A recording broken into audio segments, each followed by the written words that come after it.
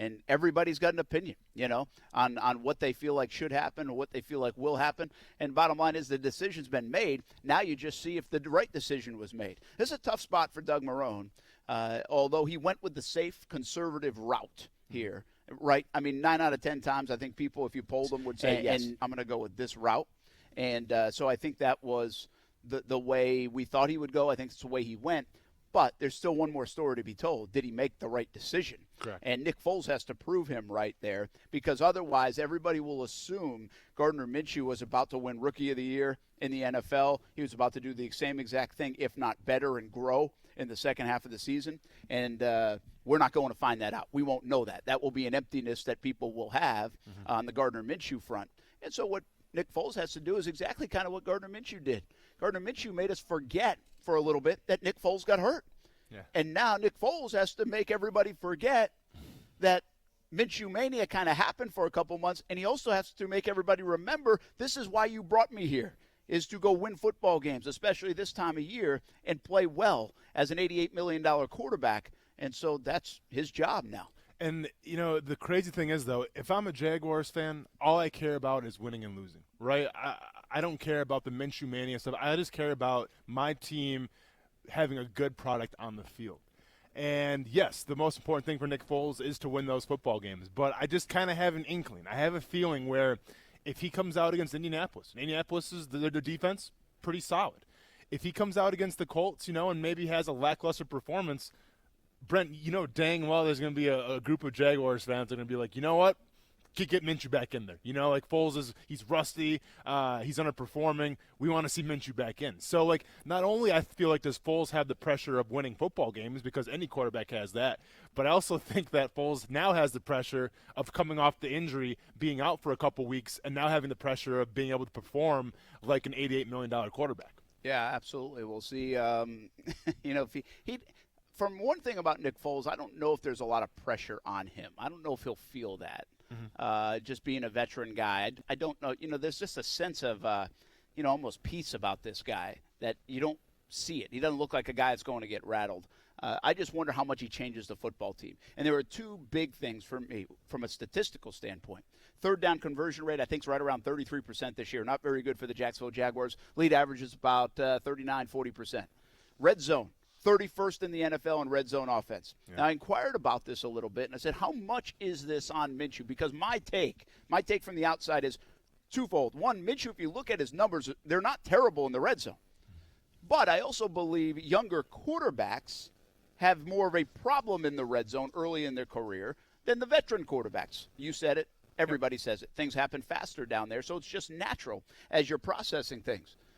But the more and more I look into it, ask around, and be like, I don't know if I'd frame it like Minshew is the reason why we're 31st in the NFL in red zone efficiency. Correct. So I think there also is that side of it. Be cautious of that. This is more of a team problem.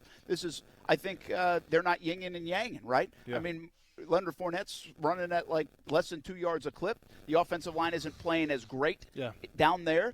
The receivers aren't making enough plays. And I would say even the play calling, and it's the only time I've really questioned the play calling this season under John DeFilippo. I told you the Jets game, I thought there were second down instances where I didn't really like their play call. That doesn't make me right. I'm just saying I didn't love it. So I wonder if there are other instances where the play calling could have been better. We all know about the zone play with Fournette that he got mad at. But listen, if you're in the red zone, you're going to call some bad plays. I mean, that's going to happen. They just haven't been able to pick the right spots to call the good ones that have gotten them in the end zone. And here's a question for you, because when we're talking about the red zone percentages, and like you mentioned, Jacksonville's second to dead last right now in the NFL. Not a good look. If we look at the red zone percentages, we want to say, well, you have to have that good quarterback. You have to have that explosive offense. You have to have those dynamic receivers. That's how you score touchdowns. Brent, I'm going to give you 5 guesses right now, and I assume that you haven't cheated last night or this morning. No, you did some homework yesterday. We never got to this. I'm going to give you 5 guesses, and I bet that you can't name the highest-ranked team right now in the NFL in scoring percentage for touchdowns. So this team, when they're in the red zone, they score a touchdown 71% of their trips in the red zone. I bet you can't name number 1 or number 2 who comes in at 69%. And I'll give you 5 guesses, and I will put anything on it. I bet you can't name either of the top 2 teams in the NFL. Okay. Well, I'm going to go off what I saw the other night. I'm going to say Baltimore. No. And I'm going to give, because you framed it that way, I'm going to give you a surprise team and say Baltimore the Raiders. is 11th. The Raiders, that is surprising, but they are not even in the top 25. Oh, I'm sorry. They are number 12. Okay, so they're average. 62%. Yep. They're pretty average. How about Seattle?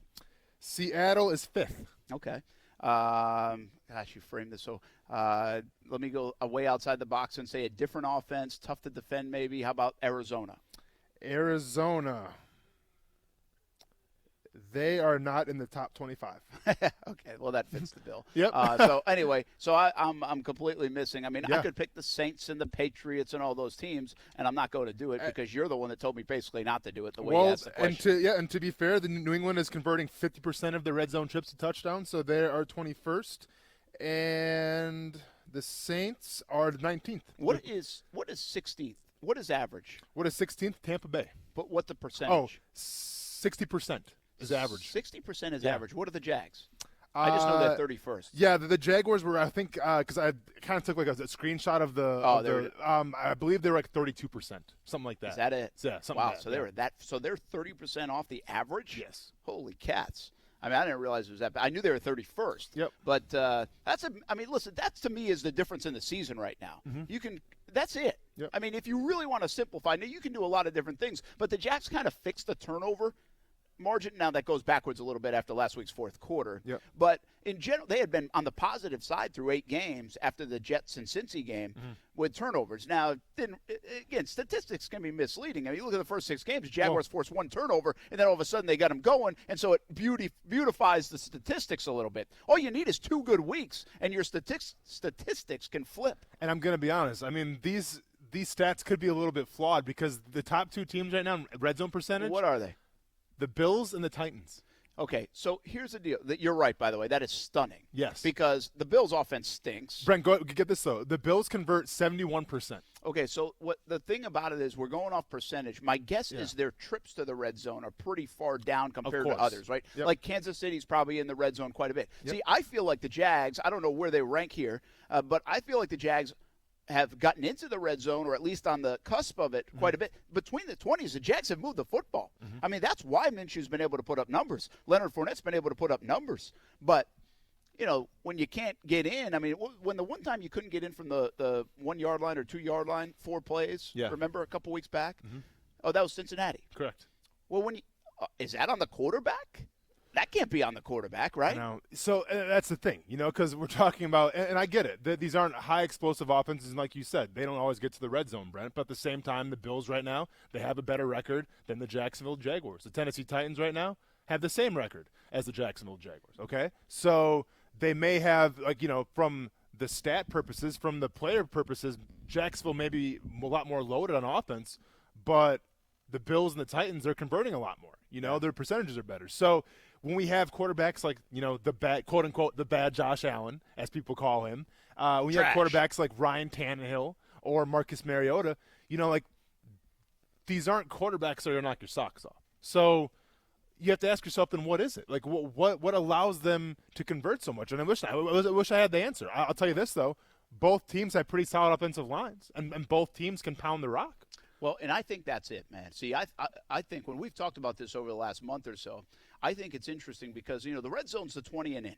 So you can be at the 17-yard line and be in the red zone, and depending on down and distance and all that stuff. But if you don't pick up 3.5 yards, 4 yards, whatever, and put yourself in you get a first down and goal at the 5 again after you start at the 18, that changes everything. So your inability to run the football, that's a very good point with those offensive lines. That's their strength of their team. I would wonder about a Dallas team. Who else has a really good – Indianapolis. Yep. Same type of thing. So Indianapolis is third right now in the NFL. Okay. Yep. And so that's 2 AFC South teams, by the way, top 3 in red zone. Yeah. But you said it. You said that offensive line. See, and I don't feel like the Jags' offensive line has done a poor job. But I guess when you're talking about moving people in that territory, in that area, and on short down situations, that has been a little bit of an issue in general. Well, that is an eyesore right now for the Jaguars. They need to do a better job. They need to move people or create a way to get 4 or 5 yards and be able to get another first down or obviously end up in the end zone. The question here, though, and I wonder, is can Foles help create that? And when I say something like, hey, well, Minshew's playing well. He's throwing the football well. He's not turning it over in the red zone, all those things. That's fine. But, quarterbacks that are older, quarterbacks that are great, quarterbacks that are really good, Tom Brady, Phillip Rivers, they do their damage before the snap.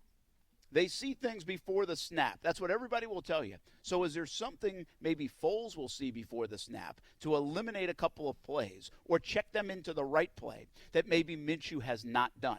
That's my curiosity. Again, Sure. They have the numbers inside the building. They know what they chart it all. Whose fault it is probably, who's that against, who's this against, is it offensive line, is it Fournette not hitting the hole, is it a receiver dropping a pass? I don't think this is all on Minshew, but I still think it's fair to wonder, can Nick Foles make them better in that area? Yeah, can he check out of something? Can he call it audible? I completely agree with you here, but let me ask you this question, Brent, because this could be very telling as well. Say in 2 weeks, Jaguars are in Indianapolis, and let's say it's a 4th and 1 from whatever yard line you want to put it on. And let's say it's a 4th and 1 game on the line. Do you like the Jaguars' chances of converting a 4th and 1 if they choose to run the ball with Leonard Fournette? And serious question. Do you like their chances against the Indianapolis Colts? I would say I'd be nervous about that. Exactly. And now we have two big examples. We have the Cincinnati game where they couldn't get in, and we have the 2-point conversion play that they tried to run and got blown up. It actually was pretty close. But see, and why I hesitated is because of Fournette. The individual effort we saw from Fournette on that 2-point conversion, and I think this guy's got a will, and he can move the pile, and he's going to bust his butt for that extra half yard, and sometimes that's all it takes down there. Without a doubt. So that's why I hesitated. But I can't sit here and tell you yes, because I think that would be a blind faith. We haven't seen them do it enough with enough consistency, especially with a game on the line, to be able to get that yard and a half, whatever it might be. And this kind of goes back to my point of, I understand the Jaguars' offensive line, they have played better, since the start of the season because Fournette has a lot more rushing yards to show that, and Gardner Minshew wasn't getting sacked as much. So I get that point. But at the end of the day, I think a lot of Leonard Fournette's rushes, like his rushing yards, have come from when defenses maybe made a mistake or they were confused. To me, it wasn't just about the offensive line getting that big movement, pushing guys back. Now, sometimes that happens in a game, sure. But I'm saying if it's 4th and 1 and the defensive line knows that run is coming, how confident are you? And if you say, I'm not the most confident that the Jaguars can convert that, that tells you all you need to know about the offensive line then and what you think about the run game. Absolutely. Yeah. Hey, we're not done talking about Nick Foles. More to come on Foles. And really the big question is, and the one being debated around a little bit, we're going to talk about it, can he make the playoffs? I mean, it's as simple as that. Do you think Nick Foles will lead this team to the playoffs? Because really that's the only question. It's either season over or season continues. And for me, it's more about relevance. It's like, stay relevant. Give yourself a chance. How fun would it be in December if that final home game in Jacksonville is everything on the line? You're going to the playoffs if you win, and you're out if you miss. That's all you can ask for when you sign up for a season, really, in the NFL. That's how it's built, to sign up for that situation. Can Nick Foles put the Jags in that situation? We're going to talk about that in a bit. We're also going to talk about the college football playoff rankings as well. We are live from Whole Shot Power Sports here in Fleming Island, the Polaris Slingshot. You can win a chance to go to a Gators game, 2 remaining at home, and lead the charge on the Gator Walk. All you have to do is check out our social media channels and find out how to enter and win. We'll be back from Fleming Island on Action Sports Jax on ESPN690. ESPN 690 Sports Center Update. Now that Minshew Mania is headed to the bench, the players are reacting to the return of Nick Foles as starting quarterback. Here is wideout Chris Conley. We're excited for the opportunity of him being back in the huddle. It's a guy that a lot of guys enjoy playing with, but I think huge thing that this team is echoing is so grateful for the effort and the play of Gardner Minshew, of him coming out there, helping us win games and keep the season alive. And in the world of college basketball, UNF Ospreys, my neighbors, made it a ball game last night in Gainesville. They fell to number 6 Gators 74-59. Put up a good fight. Stay connected with ESPN 690 while you're at work by listening on ESPN690.com. The best kept secret in tires is TireOutlet.com. Tire Outlet offers wholesale prices with premium service, and TireOutlet.com always has a safety-first focus with locations throughout the First Coast. So there's no need to go anywhere else for tires and service.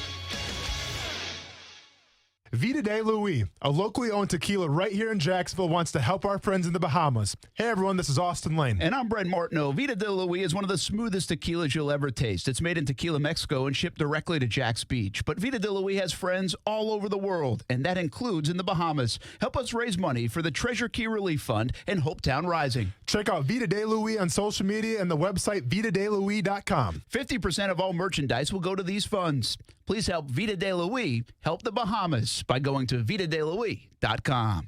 What's up, Jacksonville? This is Allie McDeal from both Best Bet Card Rooms in Jacksonville and Orange Park. Head to either Best Bet location November 30th for a chance to win $12,000. Jump in a cash game at either location for a monster high hands. The player with the highest hand between noon and 6 p.m. will receive $6,000. Stick around. The high hand will reset, and the player with the highest hand between 6 p.m. and midnight will also receive $6,000. For more detailed information, visit them on the web at bestbetjacks.com. Best Bet, where anybody can win. Pop quiz. If you sell a home for $500,000, how much would a traditional real estate agent charge in commission? If you guessed $25,000 to $30,000, you're right. But if you think that's the only way, you're wrong. This is why thousands of homeowners are making the switch to Rex. With Rex, you get a dedicated agent and a full-service experience at a fraction of the cost. Rex uses game-changing technology to cut out the middleman and save homeowners tens of thousands of dollars in fees. See if you qualify by calling 833-REX-HOME. Remember, this is your home. Why give an insane amount of equity away to an agent? Rex offers the lowest fee in the industry without skimping on service. You'll work with an experienced real estate team with you every step of the way. Get the most out of your home. See if you qualify by calling 833-REX-HOME. 833-REX-HOME. Florida, CQ 1057788. Minimum fee may apply. Not licensed in all 50 states. Visit rexhomes.com to see if Rex is available in your area. Rex fully supports the principles of the Fair Housing Act and Equal Opportunity Act. Attention men and women. If you would like to get your hair back, then you need to listen to some of our clients. John in Orange Park. IHRS showed me what was causing my hair loss and helped stop it. Call IHRS now at 904-777-IHRS. Find out how to grow your hair back with a free hair and scalp examination. Mike from Bay Meadows. I finally found the most experienced company who could restore my hair. Now I have hair where I had none before. Results guaranteed. Diane from Ponte Vedra. Now I have what lotions couldn't give me. Thick, beautiful hair. Find out why you're losing your hair and how to grow your hair back. Call 904-777-IHRS for a limited time free hair and scalp examination. Now my hair will grow for the rest of my life. Thanks, IHRS. Thank you, IHRS. Thanks, IHRS, for giving me my hair back. Hurry, this free examination, normally $199, is yours for free and good only through Sunday. For your free examination, call IHRS at 904-777-IHRS. That's 904-777-4477. Call now. Many children in Florida are eligible for head-to-toe health and dental coverage with costs as low as $15 a month. The Player Center for Child Health at Wilson Children's Hospital offers free application assistance for families applying for Florida Kid Care. Call 904-202-9355. Habla Español. What's up, Jacksonville? Angie here, president of Angie Staffing. If you're finding it harder and harder to find the right candidates or your ads are letting you down, call me, Angie Staffing, 904-703-8880. I have over 20 years of experience right here in Jacksonville. I can help with anything, accounting, finance, legal, even that one position that's impossible to fill. Angie Staffing, 904-703-8880. We're bringing back the hustle. The Stephen A. Smith Show, weekdays from 1 to 3 p.m. on ESPN690. The only difference between the New York Jets and the New York Giants is I have no problem with Pat Shurmur finishing the season before he goes as the head coach of this franchise, because he never should have been a head coach to begin with. And in the case of Adam Gase, he should be gone today. Brent Martineau. You see him every day on CBS 47, Fox 30, Action Sports Jax. Austin Lane. He's a former Jag star and current MMA fighter. Broadcasting live from the Anajar and Levine studio. This is Action Sports Jax on ESPN690 and ESPN690.com. We're excited for the opportunity of him being back in the huddle. We know it's a guy that a lot of guys enjoy playing with, but I think a huge thing that this team is echoing is so grateful for the effort, the play of Gardner Minshew, of him coming out there, helping us win games and keep the season alive. Really he's one of those guys who, when leaned on, got so much better course of the preseason and through those first games to put this offense in a position to be viable, each week. Well said by Chris Conley, Jaguars wide receiver, talking to Jaguars.com. Again, not a lot of players available, but a couple of interviews done on the team's website following the news of Nick Foles, and you can see more of that on Jaguars.com. As always, those guys do fantastic stuff. We team up with them on the TV side, especially for Jaguars All Access and several other shows, including Jags Wired. Jags Wired will air tonight. Really cool show, 7:30 on Fox 30. And I think there's 1 week. As I say that now, I'm questioning myself just a bit because I know there's 1 week with the bye that they don't have it. We don't do a show on Wednesday, 7:30 on Fox 30. But I think this week it is, and then next week might take that week off because there's no football game to take a look back on. But check out Jags Wired every Wednesday on Fox 30. We are live at Whole Shot Power Sports, Fleming Island. And this is right off 17, by the way. I'm sure if you've driven 17 toward Fleming Island, you've seen it before. This is about 3.5 years old now, and really a cool place. It's awesome. You talk about a toy store for adults. Yeah. Yeah, I mean. Sound right. But let's just leave it at a toy store. Yeah, you're good. You got every vehicle in here. You got the slingshots that we had out at the RV City. You've got motorcycles.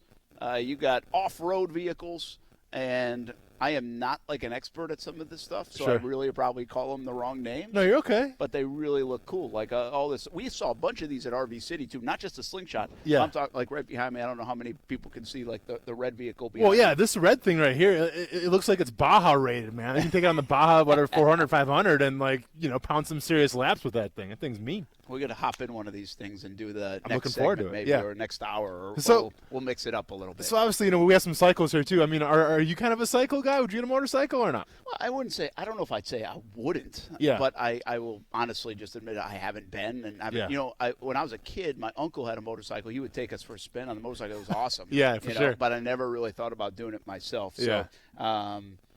But I wouldn't mind learning and messing around with it. I just don't know if I would do it all the time.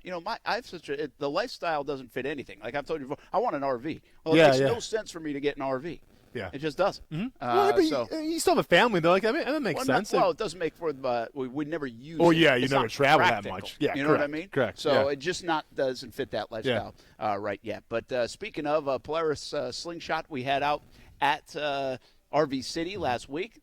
During our Florida-Georgia coverage. And again, you can be a part of this ride in front of the Gator Walk. 2 games remaining, Vanderbilt and Florida State in Gainesville. This car actually goes to Gainesville, and it leads the Gator Walk before home games. And you can also win a couple of tickets to the game. So check it out at PolarisSlingshot.com. Also on our social media platforms, we have put the link to register and try to win. And so many people came up to us last week at RV City and enjoyed that. We also a big shout out still to Travel Camp. Partnered up with them last week at RV City in Florida, Georgia, and a lot of people saw us out there. It was great to see so many folks. Thanks for listening to the show. And I might have already booked our spot for next year. Oh, you got something? Well, okay. Yeah, I'm on the list. I like next it. Year. I like it. So we're going to do that again. City of Jacksonville did a great job, helped us out as well, get set up, and look forward to doing that once again next year, this time of year. All right, college football playoff. Brent Martineau, Austin Lane, Coos back in the studio. What did you make of it? So it gives certainly some motivation to a lot of football teams out there. I'm sure by now everybody's seen it. Number 1 is Ohio State. Number 2 is LSU. Yeah. Number 3 is Alabama. Number 4 is Penn State. Number 5 is Clemson. And number 6 is Georgia. And then you got a couple of Pac-12 schools. You have Oklahoma and you have Florida. And that probably stops the list. To be honest with you, you're thinking of 9 schools right now. 9 football programs have a chance, unless Minnesota comes up and does something crazy and wins out and beats some teams. And they still have to prove that. But as it sits right now, I don't even think the Gators, you can consider them a Final Four contender because they look like they have such an uphill battle in the East unless Georgia slips up. Correct, yeah, and I think the same thing with Auburn, too, coming from the SEC. It's really going to be hard for them to make it as well.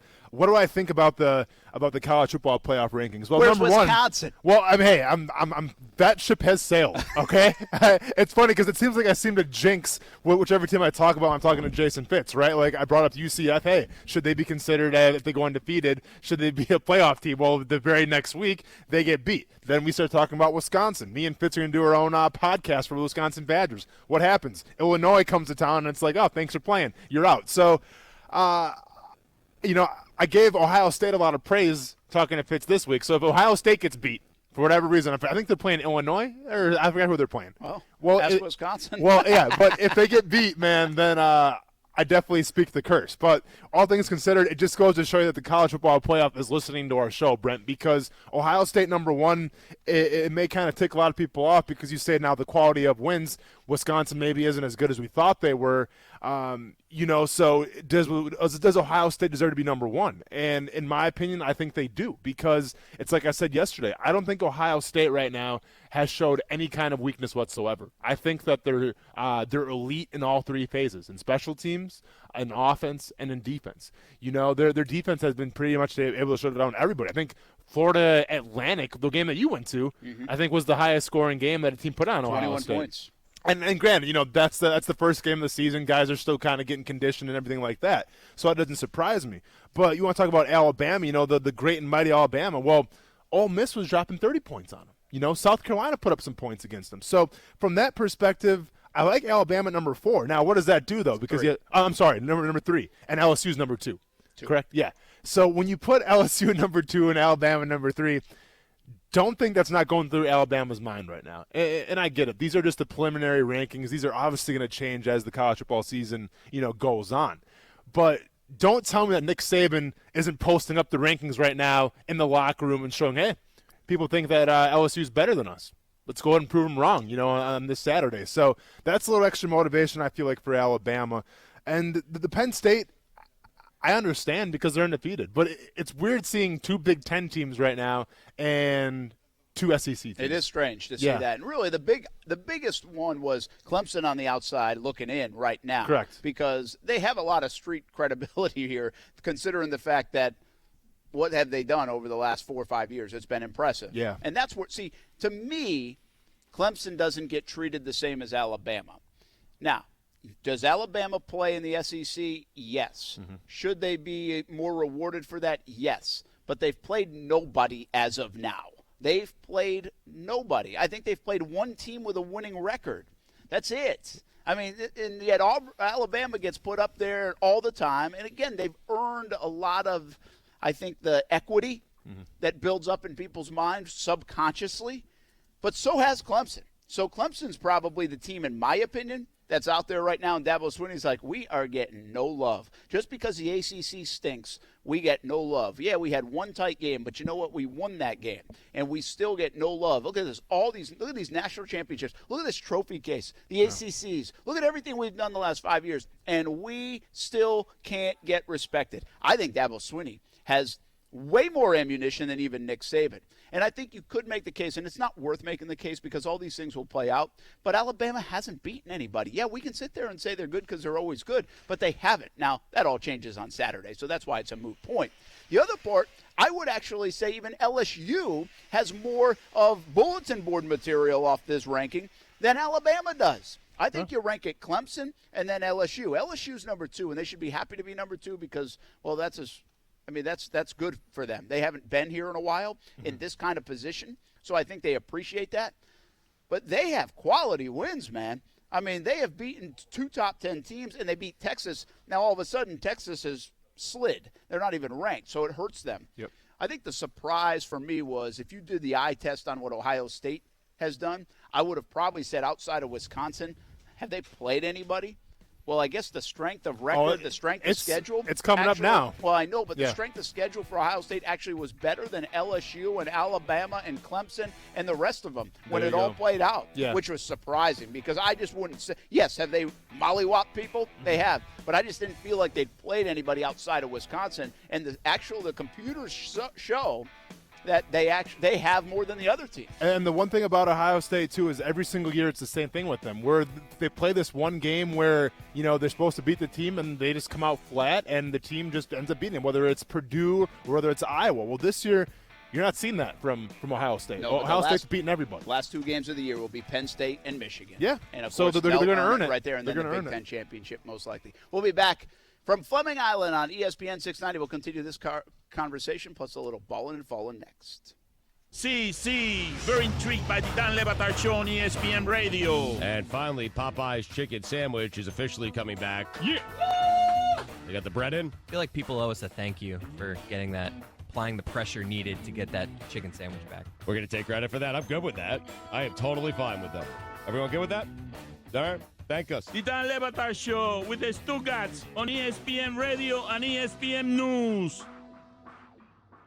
Planet Fitness's 25-cent sale is back. Join by November 13th for just 25 cents down with no commitment. Tons of cardio machines, free weights, and strength equipment? Check. Free fitness training and a 30-minute circuit? You got it. Spacious and supportive environment? Boom. Join Planet Fitness for just 25 cents down, $10 a month with no commitment. Hurry, this deal ends Wednesday, November 13th. So join today in club or at planetfitness.com.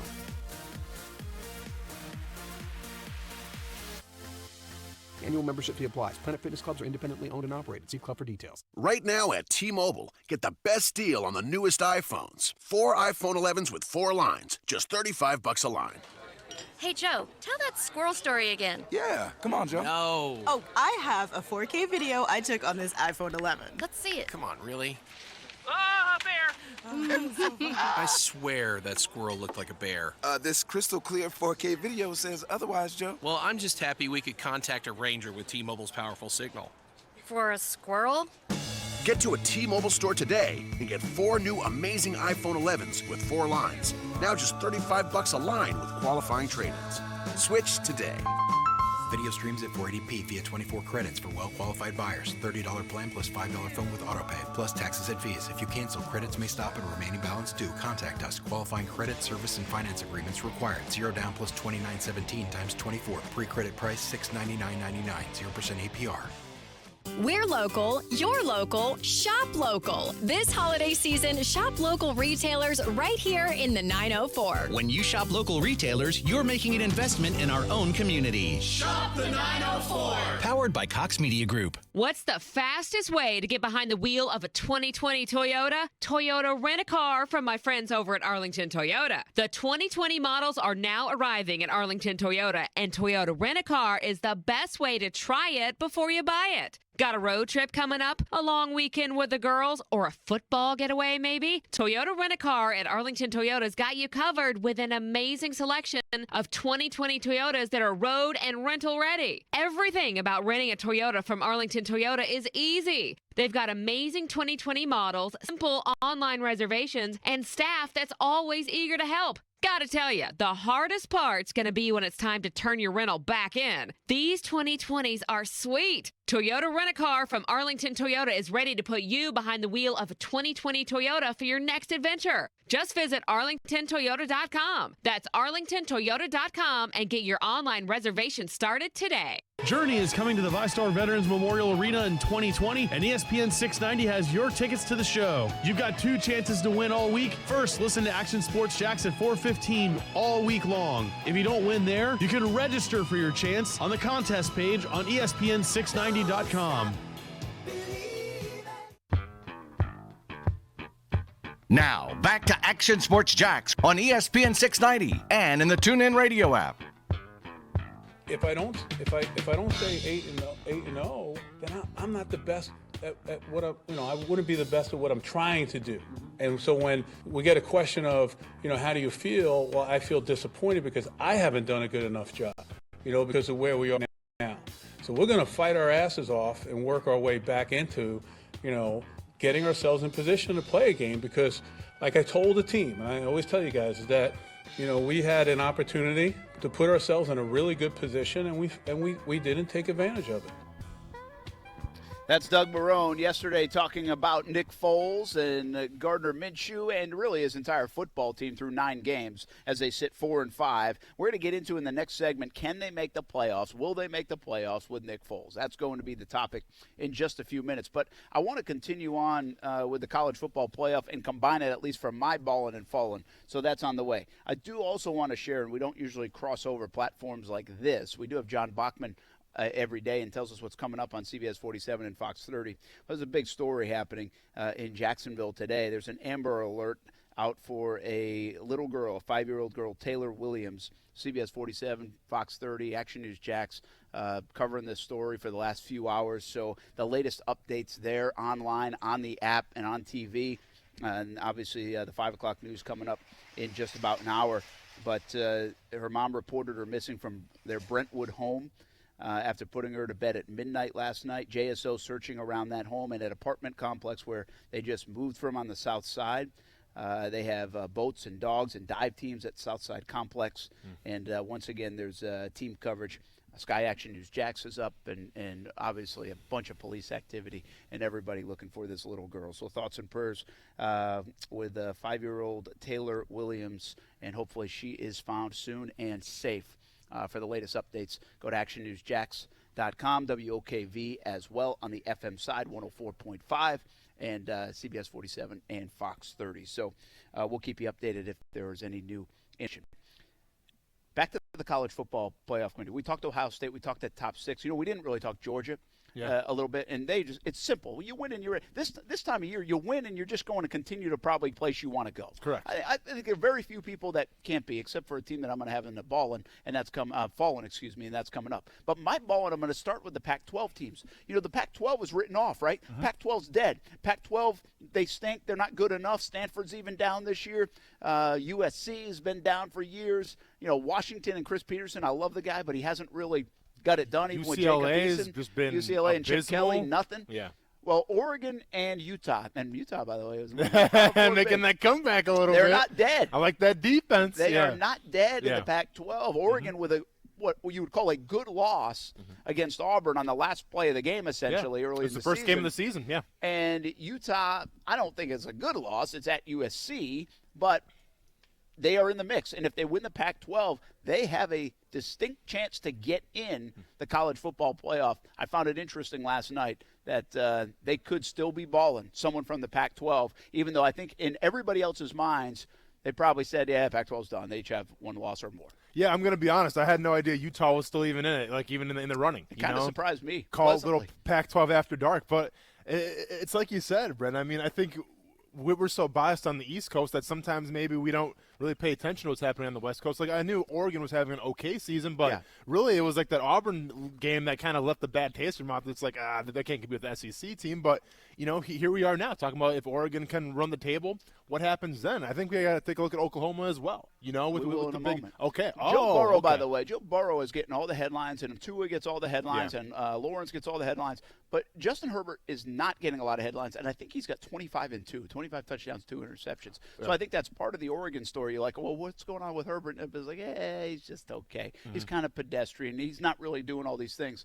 There's a West Coast bias involved with it, too. I don't know if it's as sexy as Oregon has looked in the past as well. Sure. Bottom line is they've got themselves a real chance. And exactly. And keep in mind, Justin Herbert was the guy everyone was talking about. If he did come out early last year, he'd probably be the top overall quarterback taken, And this is a guy just like Trevor Lawrence, who everyone's like, oh, Trevor Lawrence will be the bona fide top pick when he chooses the end of the draft. Well, to be fair, Trevor Lawrence has taken a big down step this year compared to last year. Now we'll see. Yeah, I would say I don't know about it's as big as everybody else is saying it's as big. Like in the eyes of I'm just scouts, looking at the numbers, sure. Brent. I'm looking at the numbers. The numbers in some shaky early games. He's starting to find it now. Yeah. And he has found it over the last month. And what my point is, I'm not sure the NFL scouts shy away as much as public perception has shied away on guys like that. I mean, I'm just saying that I saw a guy who beat Alabama pretty much single-handedly as a freshman in the national championship game.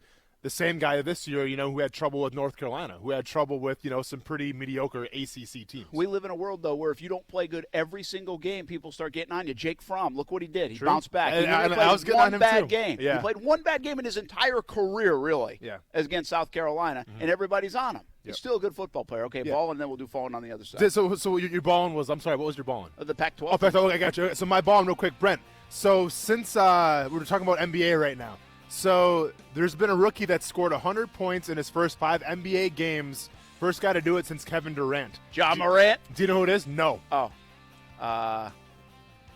No. He's the current leading rookie scorer in the NBA. His name? Kuz, what do you got? Kuz, you should know this. I'm actually stumped. His name is Kendrick Nunn. Now, you've never heard of him. You know why? Because he wasn't even drafted. This was an undrafted guy out of Oakland University right now. It is the leading scorer for NBA. We used to play against Oakland. As I'm saying, the first-year NBA Who's he leading play scorer. for? He plays for the Miami Heat. How about that? Miami Heat looking pretty good this year. You can tell I've watched a lot of NBA games. There you go. Hey, coming up next, we'll continue following, and then we switch it back to Jags. Can Nick Foles get the Jags to the playoffs? Simple as that. Next on ESPN 690. Jump in. Star 690 is the number. For 39 years, Beards Diamonds has been telling you to shop and compare. But for 4 days, you won't have to. Because Beards is going to let you buy one, get one free. It's Beards BOGO. If you're getting married soon or want to upgrade your bands, you don't want to miss Beards Diamonds' incredible wedding band BOGO sale. Yes, 4 days only. Buy her band and get his band free. This Thursday through Sunday only. We've brought in extra inventory just for this sale. All stackable, all right-hand rings, all eternity bands, and wedding bands. The largest selection of men's and women's wedding bands in North Florida. All at the guaranteed lowest price. This is the time to get a head start on your holiday shopping. Beards is celebrating 39 years in Jacksonville, and you get the presents. This Thursday through Sunday only. Beards BOGO sale. Where exceptional is affordable. At the St. John's Town Center or at beardsdiamonds.com. Our partners at BSN Sports, the largest provider of team sports equipment and apparel in the country, would like to thank all of the coaches out there who truly are the heart of the game. While BSN Sports is the best at equipping athletes with a one-stop shop for everything needed to run an athletic program, coaches are the best at equipping lives. And that's the real final score. Learn more about how BSN Sports can save you time off the field so you can impact more lives on it by calling your local BSN Sports sales professional or by visiting bsnsports.com today. Broadcasting live from the ESPN 690 Anajar and Levine studios. Anajar and Levine Accident Attorneys. Call 904-600-4000. That's 904-600-4000. ESPN 690. Jacksonville's home for ESPN Radio. ESPN Radio Sports Center.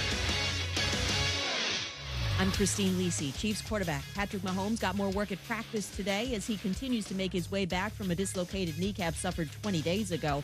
Coach Andy Reid said the team will continue to increase that workload before deciding if Mahomes plays Sunday. Reid added they won't put him out there unless it's safe to do so. If Mahomes is indeed out against the Titans, KC still feels pretty good about starting Matt Moore, says ESPN's Dan Orlovsky. Matt Moore's done such a good job of, okay, my job, make sure everyone else touches the football and we win because of them and not lose because of me. So there should be a ton of confidence in Matt Moore and Andy Reid as the play caller. And then the people around like Tyreek Hill and Chris Jones have stepped up and become difference makers for the Chiefs. Bengals receiver A.J. Green expected to return from an ankle injury and make his season debut on Sunday. NBA Clippers forward Kawhi Leonard will not play in tonight's showdown against Giannis Antetokounmpo and the Bucks, the opener of a back-to-back. Second time this season, Leonard's missing a nationally televised game due to load management. Tip-off at 10 o'clock Eastern, ESPN TV and the ESPN app. Right now, Dodge is offering Power Dollars. Get $10 off for each horsepower of your new car, all the way up to $7,970 off for a Challenger SRT Hellcat Red-Eye. Hurry into your local Dodge dealer today. WOKV Jacksonville. Listen live everywhere you go on ESPN690.com. ESPN 690, a Cox Media Group station. Brent Martineau. You see him every day on CBS 47, Fox 30, Action Sports Jags. Austin Lane. He's a former Jag star and current MMA fighter. Broadcasting live from the Anajar and Levine studio. This is Action Sports Jags on ESPN 690 and ESPN690.com. You'd have to get a 3-game edge over the last 7 weeks. I don't see that happening. You do have 2 games against Indy. I don't see them winning both of those games. Maybe they'll split 1-1. I don't see the split of 2. And then you scour the rest of the AFC. You look at Oakland, you look at the Chargers, you look at Kansas City, you look at the Buffalo Bills. I think the combination of all those things, we can't even ignore the Pittsburgh Steelers, who's coming up the rear on the Baltimore Ravens, 2 games behind, but still at 4-4. I think it's a hole that's too deep for them to come out of. Well, that's Stephen A. Smith talking about the Jacksonville Jaguars and their chances at a postseason berth with Nick Foles as their quarterback. And can Nick Foles lead them to the promised land? That is our simple question here on the show on Action Sports Jacks on ESPN 690. We are live at Whole Shots Power Sports, Whole Shot Power Sports in Fleming Island on 17. And now we're getting this is a different ride. Yeah. I want to do the show just sitting on a motorcycle. We appreciate all the help. Vehicles in here. Yeah, I'm going to try a different vehicle every segment. Yep. I mean, I'm going to go on that little pink thing over there, too. So I'm going to buy that for Kaylee. That's what we call an ATV, Brent. Yeah, I know. Okay, I was making sure. I want to make make sure I get all the names correct. But anyway, how about this? You're a motorcycle guy? You look, I know, right? I don't want to stereotype or anything. You kind of are a little bit. But you would look good on a motorcycle. With all the tattoos. You know right? What? He's got tattoos. I'll tell you what, Dan. It feels natural. All right? I mean, this a feels lot right. of motorcycle guys with dreads. I don't know. Is that a thing? Like, is that a proper stereotype here? I think you're all right. Yeah. I mean, I don't. Definitely the beard, right? Oh, the beard for sure. Hey, the look, tattoos. These guys have beards over style. here. You know, I'm always wearing black. I think the black helps. You have to have a beard just to work here. I hear you. I would fit right in right now. Female. Go and give me a job application right now. Give me. Brent's getting some dirty looks. But no, I mean. Whole Shot Power Sports, Fleming Island. Yeah. You get a little bit of everything. This is a cool ride. Yeah. I just don't know if I'm gonna be honest with you. Like, you could do it. Oh, I definitely could. I'm probably not gonna. I'm like a proud guy. I have a bit of an ego. Like, I think I can still beat you in the 40. You can't though. I think it's I fun can to beat joke a lot about. I can beat a lot of people. Like, I feel like in golf, I'll take them on and couldn't beat me in the simulator, but keep on going. And swinging a baseball bat.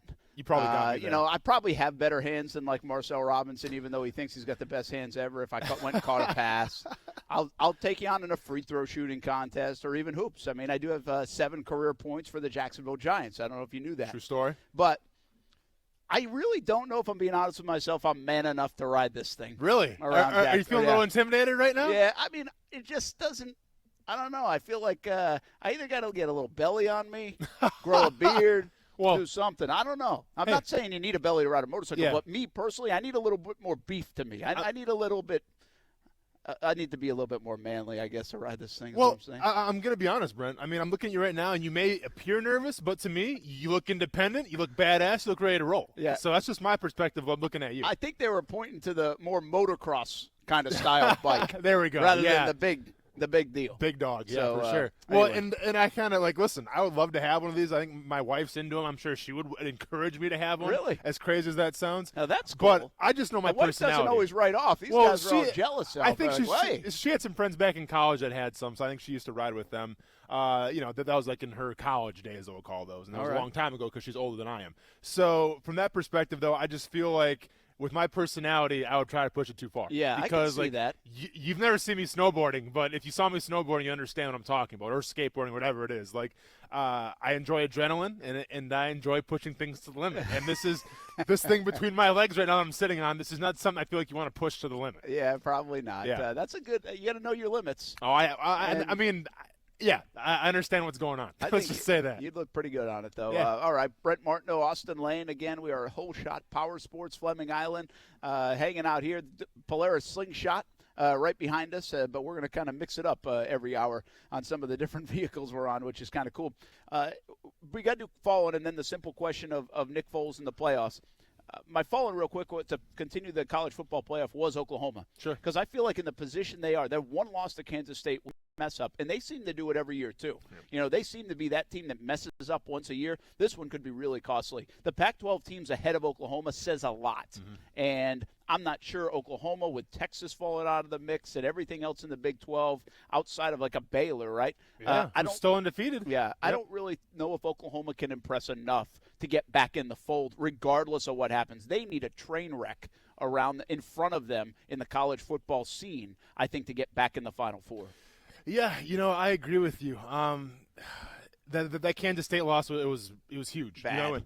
Although Kansas State's not bad. It was just not a good loss. Just not a good loss. I mean, is there really anything such thing as a good loss? I don't know. I find it hard to believe. But, see, in my opinion, I still would probably take Oklahoma over a Pac-12 team as far as head-to-head, just because I think Oklahoma, they had a bad game against a decent Kansas State team. So I would still probably take Oklahoma over the Pac-12, but we'll see how it shakes out because, mind you, the Big 12, they don't play the championship, right? They don't do the championship game. They do now. Or they do now. Okay, well, perfect then. So that helps out a lot. Yeah, so that helps. But we'll see. Yeah. I mean, here's the deal, too. Oklahoma is really not different than Georgia. Georgia had a bad loss at home against South Carolina. That's a bad loss in the context of what we're talking about. The difference is they can go make up for it. And they already have, right? They beat Florida. I think they beat somebody else in the top 10. Who am I missing? Notre Dame, not top 10, but they beat Notre Dame. And they can still now have Auburn in an SEC championship game. So there's a lot to make up for their bad loss. And Oklahoma, I don't really think has that luxury right now. So I think I mean, they'll play Baylor, who's number 11 right now. They'll play TCU. I mean, TCU just beat Texas, but what is that really saying? And then Oklahoma State. So not going to happen. All right, what do you got for fall? Brent, spoiler alert, the Golden State Warriors are not good at basketball right now. No, they're really not. They are struggling. And talk about a nosedive. Well, and listen, that's not my fallen. My fallen is the fact that NBA TV ratings might be going down the toilet this year just because, like I said, the Golden State Warriors are not a good team. Well, guess what team is scheduled to appear 29 times this year on ESPN and TNT, counting 6 times this month, just in the month of November.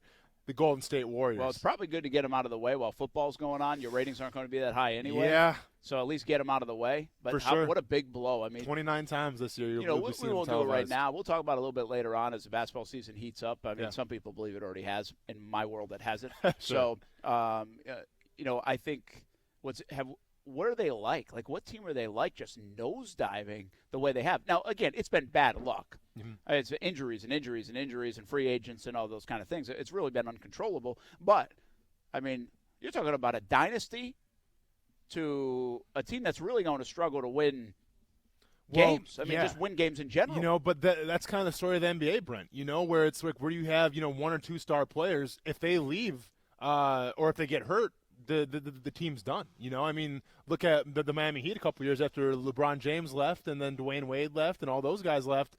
The Miami Heat were down a little bit. Now, granted, they're getting back on track here. We'll see. Like you said, it's still an early NBA season. But even like with the Nets, when the Nets had kind of like the quote-unquote big three with Kevin Garnett and Paul Pierce, they were decent for a while. They leave, and all of a sudden the Nets were the laughingstock of the NBA for how long? Now they're back on track with Kyrie Irving. So that's just the way the NBA works, man. If you lose 1 or 2 of those star players to trades, to just leaving, or to injuries, you're going to be in trouble. I guess what makes this unique is people still thought they had a chance to win. If you look and projected what's on their roster, of course. Right? I mean, go back to last year. Nobody saw this coming. Yeah. It wasn't like, hey, all these guys are now leaving the team and done. Mm-hmm. No, instead it's ACL and quad and Durant does go. And, because people said, okay, Durant goes, but they're still good. Mm-hmm. Well, now they're not. They're just not. I mean, they've lost too much firepower, too much star power, too many points, quite frankly, to be ultra competitive in the NBA. So it's been a nosedive for sure. Okay, before we have to take another break, I want to get to this topic. Can Nick Foles take you to the playoffs? Yes. The answer is yes, can. Because he has to go 5-2 or 6-1. And in the Jags, any team in the NFL can do that. I mean, down the stretch. So can is an easy answer. Yes, it's the will. And what faith do you have that Nick Foles coming in here is going to be the Nick Foles that did it in Philly a couple of times?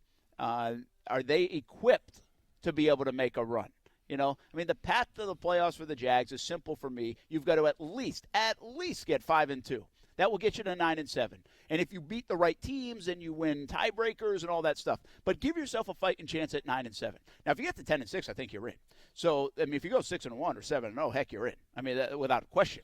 You might even win the AFC South if you did something like that. But to get at least a chance in that last game, that scenario that I presented, can you get to the last game where if you beat the Colts, you are in the postseason? I think they at least have to get to 5-2. will he be able to put him in that position? You know, it's funny because we just say, will Nick Foles be able to do that? But yeah, there's more to it. Well, there's a lot more to it, and it's going to take a collective of players because I'll be honest, Brent, I look at this Jaguars roster right now, and whether it's Gardner Minshew or whether it's Nick Foles, I can't see the Jaguars winning too many games if it turns into a firefight. You know, if we go touchdown for touchdown for touchdown, I can't see that happening. How the Jaguars are going to win football games is playing, you know, the defense that they've played this year when they have one, where it's stopping the run, where it's shutting down, you know, Mixon, or, you know, shutting down for the most part the Broncos running game, or if it's shutting Alvin Kamara down and keeping them in a chance to win. It's shutting those guys down. And that's going to have a direct correlation of how Nick Foles does. Because I'll be honest, Brent, if I'm a Jaguars fan right now and I go back to that footage watching the Houston Texans game in London, I'm a little nervous because I get it. The Jaguars held the Texans to 9 points by half. Fantastic. And we can break it down and say Carlos Hyde really had, 2 long runs on the day. Deshaun Watson added to the rushing. Duke Johnson had a touchdown, rushing touchdown. So you can go and break it down and say it was only a couple long runs.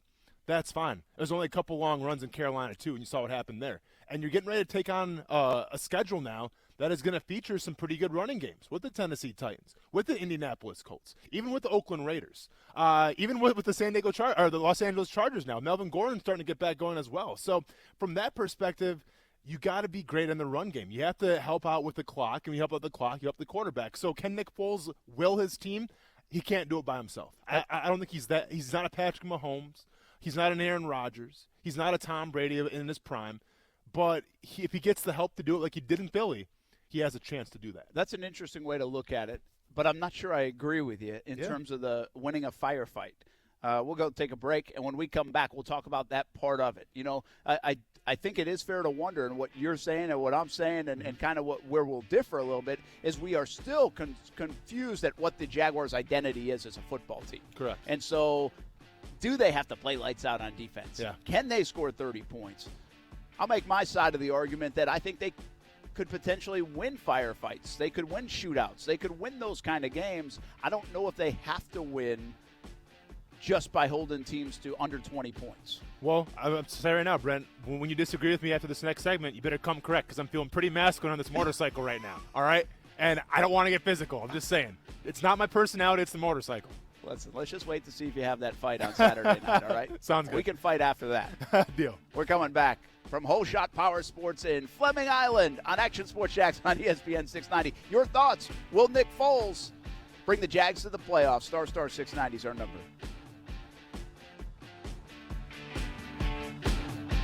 Action Sports Jax with Brent Martineau on ESPN 690 is brought to you by Best Bet Jacksonville and Orange Park.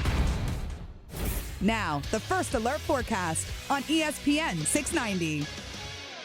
Partly to at times mostly cloudy today, a little bit breezy at times with an isolated brief shower. Temperatures ranging from the low 70s at the beaches to the mid to upper 70s inland. Join me beginning at 5 p.m. for CBS 47 Action News Jax from the First Alert Weather Center. I'm Chief Meteorologist Mike Burrish. The Weather Center is brought to you by Beards Diamonds. This Thursday through Sunday, buy her wedding band, get his band free. Only at Beards Diamonds. Trust, tradition, and quality. A winning combination to feel good about your home. Sometimes it's just that time to replace your roof. Or maybe you need to fix your roof after a recent storm. Hey, everybody, it's Brent Martineau of Action Sports Jax. And there are so many roofing companies in the area. But which one can you trust? Let me tell you about my friends at Jack C. Wilson Roofing Company. Trust a family-owned business with owners that grew up right here in Jacksonville. Talk to the owners directly. Get free estimates. And you can trust Jack C. Wilson Roofing to walk you through each step of the process. Tradition? Jack C. Wilson is a name you know. The longest-standing roofing company in Northeast Florida. They have been repairing and replacing asphalt shingle roofs since 1946. How about quality? A roof you will tell your neighbors about. Quality from start to finish, shingle by shingle. You can request a free estimate at jackcwilsonroofing.com. It's the first name in Jacksonville roofing. And make sure you let them know Brent Martineau sent you. It's time for some straight talk. You know those football players who are all talk, no show? Well, big wireless carriers aren't much different. Well, Straight Talk Wireless doesn't give you the hype, just the savings. For just $45 a month, you'll get the unlimited plan with 25 gigs of high-speed data, then 2G. No contract, All on the same 4G LTE networks as the big guys, but up to half the cost. Savings delivered right to your wallet. Only at Walmart. Savings may vary. See terms and conditions at straighttalk.com. Tonight at 10 Eastern on CNBC, the series premiere of Back in the Game. How much do you think you made your entire career? About 200-something million. I'm Alex Rodriguez. Remember Evander Holyfield? Today, his fortune is gone. Trusted people. Now that I'm retired from baseball, I want to give back by helping ex-athletes and entertainers get back on their feet. I kind of feel that everything is too late. Enough with the excuses. From executive producers Alex Rodriguez and Michael Strahan. This is a fresh start. Back in the Game. Series premiere tonight, 10 Eastern. CNBC. Get yours.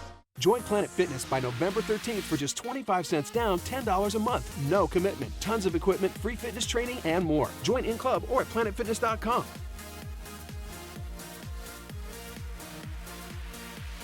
See club for details. Attention men and women. If you would like to get your hair back, then you need to listen to some of our clients. John in Orange Park. IHRS showed me what was causing my hair loss and helped stop it. Call IHRS now at 904-777-IHRS. Find out how to grow your hair back with a free hair and scalp examination. Mike from Bay Meadows. I finally found the most experienced company who could restore my hair. Now I have hair where I had none before. Results guaranteed. Diane from Ponte Vedra. Now I have what lotions couldn't give me. Thick, beautiful hair. Find out why you're losing your hair and how to grow your hair back. Call 904-777-IHRS for a limited time free hair and scalp examination. Now my hair will grow for the rest of my life. Thanks, IHRS. Thank you, IHRS. Thanks, IHRS, for giving me my hair back. Hurry, this free examination, normally $199, is yours for free and good through Sunday. For your free examination, call IHRS at 904-777-IHRS. That's 904-777-4477. Call now.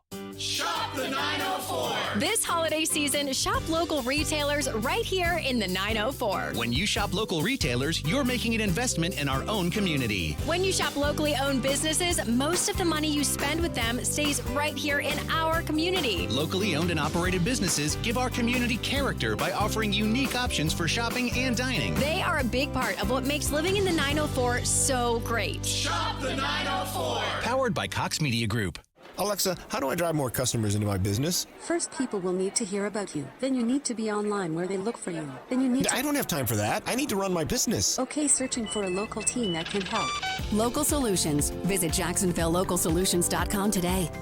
Hooligan Wingo. I totally understand it. They need to find out down the stretch of this season whether or not Nick Foles is going to be the guy they thought he was going to be when they paid him the money. Hooligan Wingo. Weekdays at 6 Eastern on ESPN Radio and ESPN2. Hey everyone, Jawan Taylor here, University of Florida, and you're watching Action Sports Jax. Go Gators. I think he can, and I think it's because of exactly what everyone suspects, that Nick Foles magic thing. Now, that can't exist in a vacuum. It's not like Nick Foles magic, that stuff that he does, or the fact that guys like to play with him and for him, and he's obviously a great leader. If you have a team that can do some things, particularly run the ball, and if you look at the Jags' offensive line, one of the things you've noticed throughout the years, the offensive line has been playing better and better. I like when a national guy does kind of get it right. Yeah. Max kind of got that part right. I mean, they are playing better, I think, as an offensive line. I feel like. I will give them that. Now, listen, in totality, I always say, they're not the Cowboys. They're not probably the Indianapolis Colts offensive line. But they've played better. And some of that is just natural maturation because there's some chemistry there that wasn't there in August. They had so many guys in and out. Some of that's just a young player like Jawan Taylor kind of through the gauntlet of great pass rushers. Yeah. And getting better himself in the second half of the year. Cam Robinson, this is the time I thought Cam Robinson would kind of come into his own, coming off the big knee injury, but he's been okay anyway. We haven't heard Andrew Norwell's name mentioned too much lately, which leads me to believe he's not playing terrible. They have really eliminated a lot of those costly penalties that happened in the first 2-3 weeks. I mean, those penalties they had seemed like they erased every explosive play and scoring play the Jags had. Drive killers. Yeah, they were awful. So a lot of that I think he's right on. What I do think you got to be a little bit careful when we ask this question about Nick Foles and will he get the Jags to the playoffs, if you're just subscribing to the fact that he did it in Philly, well, that's a bad subscription. because it is a different team. Yeah. And, yeah, he did do it 2 years in a row, but I tell you this, he didn't come in this early. He was a December arrival into that starting lineup. He wasn't a November try to go win 6 games out of 7 or 5 games out of 7. There's a little bit more on his plate here in terms of what he needs to do and what the Jags need to do to get themselves in the postseason. I understand that reference point. I think it's fair to say, hey, he's comfortable this time of year. He's got a track record this time of year. I think that's why he's actually playing, and that why they went to Foles instead of Minshew is because this time of year football changes a little bit if you ask people on the inner circle. Mm-hmm. And he's been through that. Minshew hadn't been through that. And I think Doug Marrone hinted at that a little bit when he said experience. So just be careful and say, hey, he did it there, so he's going to do it here. Well, that ain't the case. It's not the case. But as crazy as this sounds, though, I mean, do you think Nick Foles does have an advantage now? It's just from the standpoint of he has done this before where he's been on the bench and he's come in and he's led the Eagles to number 1, a Super Bowl, number 2, another playoff appearance. I mean, does this almost help Nick Foles now? I'm not saying getting hurt because it obviously doesn't help him, but, sitting on the bench a little bit, just kind of taking the team all in, watching Gardner Minshew do his thing. Like, is this going to make Nick Foles a better player now where he's accustomed to this? He's accustomed to, a team being behind the 8 ball, being the underdogs, and kind of rising above. So is this kind of right where Nick Foles is always at, and is he kind of at home right now, in the next week and a half against the Indianapolis Colts? I do think there is something to that. Now, he's used to that. He's done it before. It's almost like, hey, this is when my season starts anyway. Sure, yeah. So I think that part of it, I said earlier in the show, it's kind of a weird thing to say, and I don't know another way to describe it. But when we've talked to Nick Foles, when people have talked about Nick Foles, you can tell there's a sense of peace for this guy that whatever happens, happens. Like, he's not applying extra pressure on himself. Mm-hmm. Now, we haven't talked to him in like 2 months. How frustrated was he with the injury? How knocked down was he because of the injury? Guys that get injured, especially at that position, but injured and are out for a long time, don't feel a part of it. Feel depressed sometimes. We don't know what he was thinking the whole time. He was part of it. He's part of meetings. He was traveling with the team. But I get all that stuff. We just don't know. Everything we know about Foles, that we've been around Foles from the spring to August and interviews and what everybody else is saying, again, is that this guy, he's not going to – the world is slow for Nick Foles right now. He's not going to add all this weight to it. So from that standpoint, I think he does have an upper hand being in this situation before and saying, all right, I know what this feels like. Don't worry about the rust and stuff. Let's just go play ball and go win football games. I've done it before. I'm going to do it again. Anybody does that. If you have a chip on the 17th hole and you're playing your buddy on a Saturday morning and you've had the chip before and you've had success before, you lean on it. It doesn't mean you're going to do it and get it right, but you lean on it. Yeah. Athletes of all kind, people of all kind lean on those experiences. That's why experience does count a lot of times in sports. So I think there is something to that. What I don't know, Austin, is I just don't know the weight you put on that, right? Mm-hmm. At the end of the day, you got to go make plays. At the end of the day, other people around you have to make plays. And you need to just win the football game, whether it's your defense shutting the team down or you outscoring somebody. Yeah, and I think in terms with Nick Foles as well, we cannot underestimate the fact that he has a guy in John DeFilippo who's going to be calling the plays. A guy he's very accustomed with. They built this offense for Foles. Yeah, absolutely. And the big reason why Foles is here is because of John DeFilippo. So the fact that I think, DeFilippo going forward now in these next couple games where maybe if Foles is pressing a little bit, maybe that affects the play calling, but no one's going to know that Nick Foles is better than John DeFilippo. So at least from that standpoint, you have to feel confident as well where, he's always kind of been quoted as this quarterback whisperer in Philly. Well, now he can put it to the test because they're going to need fantastic quarterback play if they want to go to the playoffs. Well, you said before the break that you're not sure they can win a shootout type of style the ress of this year. You're not sure if that defense has to stop the run, has to play well. And I guess when I think about that and say that, when you first said it, I was like, well, maybe they can, though. I mean, they didn't win a shootout against Kansas City, though that they changed their quarterbacks in the middle of that game. And the 40 points is a little different. Their defense didn't play well, so you're right. Carolina, their defense didn't play well. They were on the verge of challenging in a shootout. If they could have just made a stop here or there on defense, that might have been a 30-27 game, or maybe you got a chance to kick a field goal, go to overtime, any of those kind of things. But the reason this is a hard question to answer is, like I said before the break, is what is their identity? Yeah. They've had games where they've scored 6 points, 3 points, 12 points. Then they've had games where they scored 27, and 26, and they moved the ball well, and they looked like they dominated even against Tennessee when they scored 20. So they did enough. How many did they score against? Was it 29? Yeah, 29 against the Jets. But it felt like they could have scored 38. Oh, without a doubt, especially in the first half. Yeah, so I don't know who this football team is, but I do believe they have the capability of winning those kind of games. Like, they can win a 35-31 game, in my opinion. That they do not have to win a 17-14 game. They don't have to slop it up. They have the ability to do so if Foles plays well and they push it down the field. I mean, under Gardner Minshew, this team moved up and down. The thing that they didn't do is cash in the red zone, or they would have had 8 to 12 more points in a football game. Then they might have been playing from ahead. Then their defense goes to work. You know how all those things go in a domino effect. Goes together. So I believe they can win that kind of game, but it's preferable if they keep teams to under 20 points. Yeah. Much like any team in the NFL, then you give yourself the best chance to win. Well, and I guess, I should probably preface this by saying, like, maybe they can win a blowout. In my opinion, they don't. But, like, if I look at the schedule remaining, I don't see a lot of teams that play that style. Obviously, Tampa Bay could be a shootout, because Tampa Bay's going to come out and pass the ball. The running game is nothing to shake a stick at.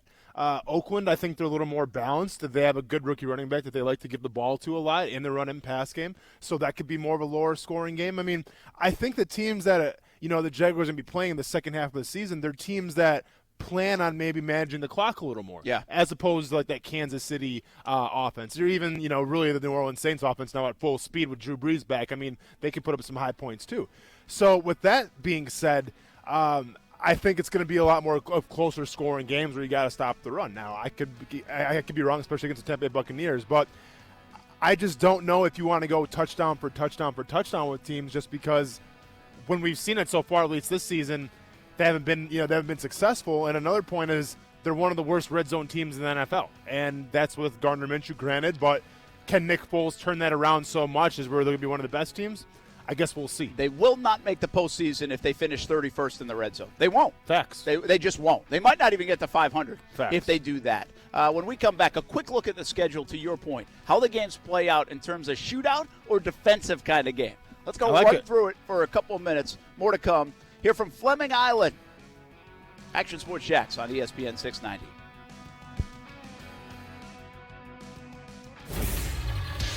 ESPN 690 Sports Center Update.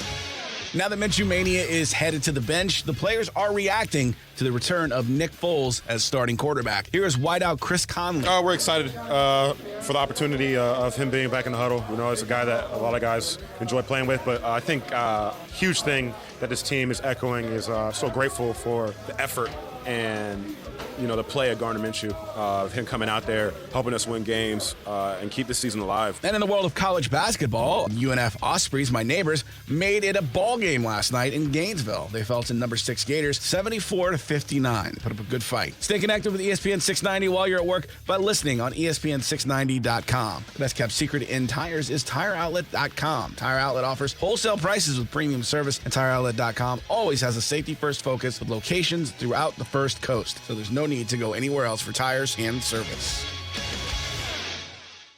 The holidays are on the horizon. That means family and food. Hey, everybody, I'm Brent Martineau. Let Renna's Pizza help you out. Parties at school, parties at work, celebrations, or maybe you're just tired of cooking yourself. Renna's has you covered with 5 locations in Northeast Florida. Want a fresh one? Renna's makes everything fresh. New York-style pizza, sandwiches, salads, and pasta dishes. Everything fresh. Find out why Renna's has been a family favorite for over 40 years. 5 locations in Northeast Florida: Marsh Landing, Bay Meadows, Argyle Forest, San Jose, and the newest location in Neptune Beach.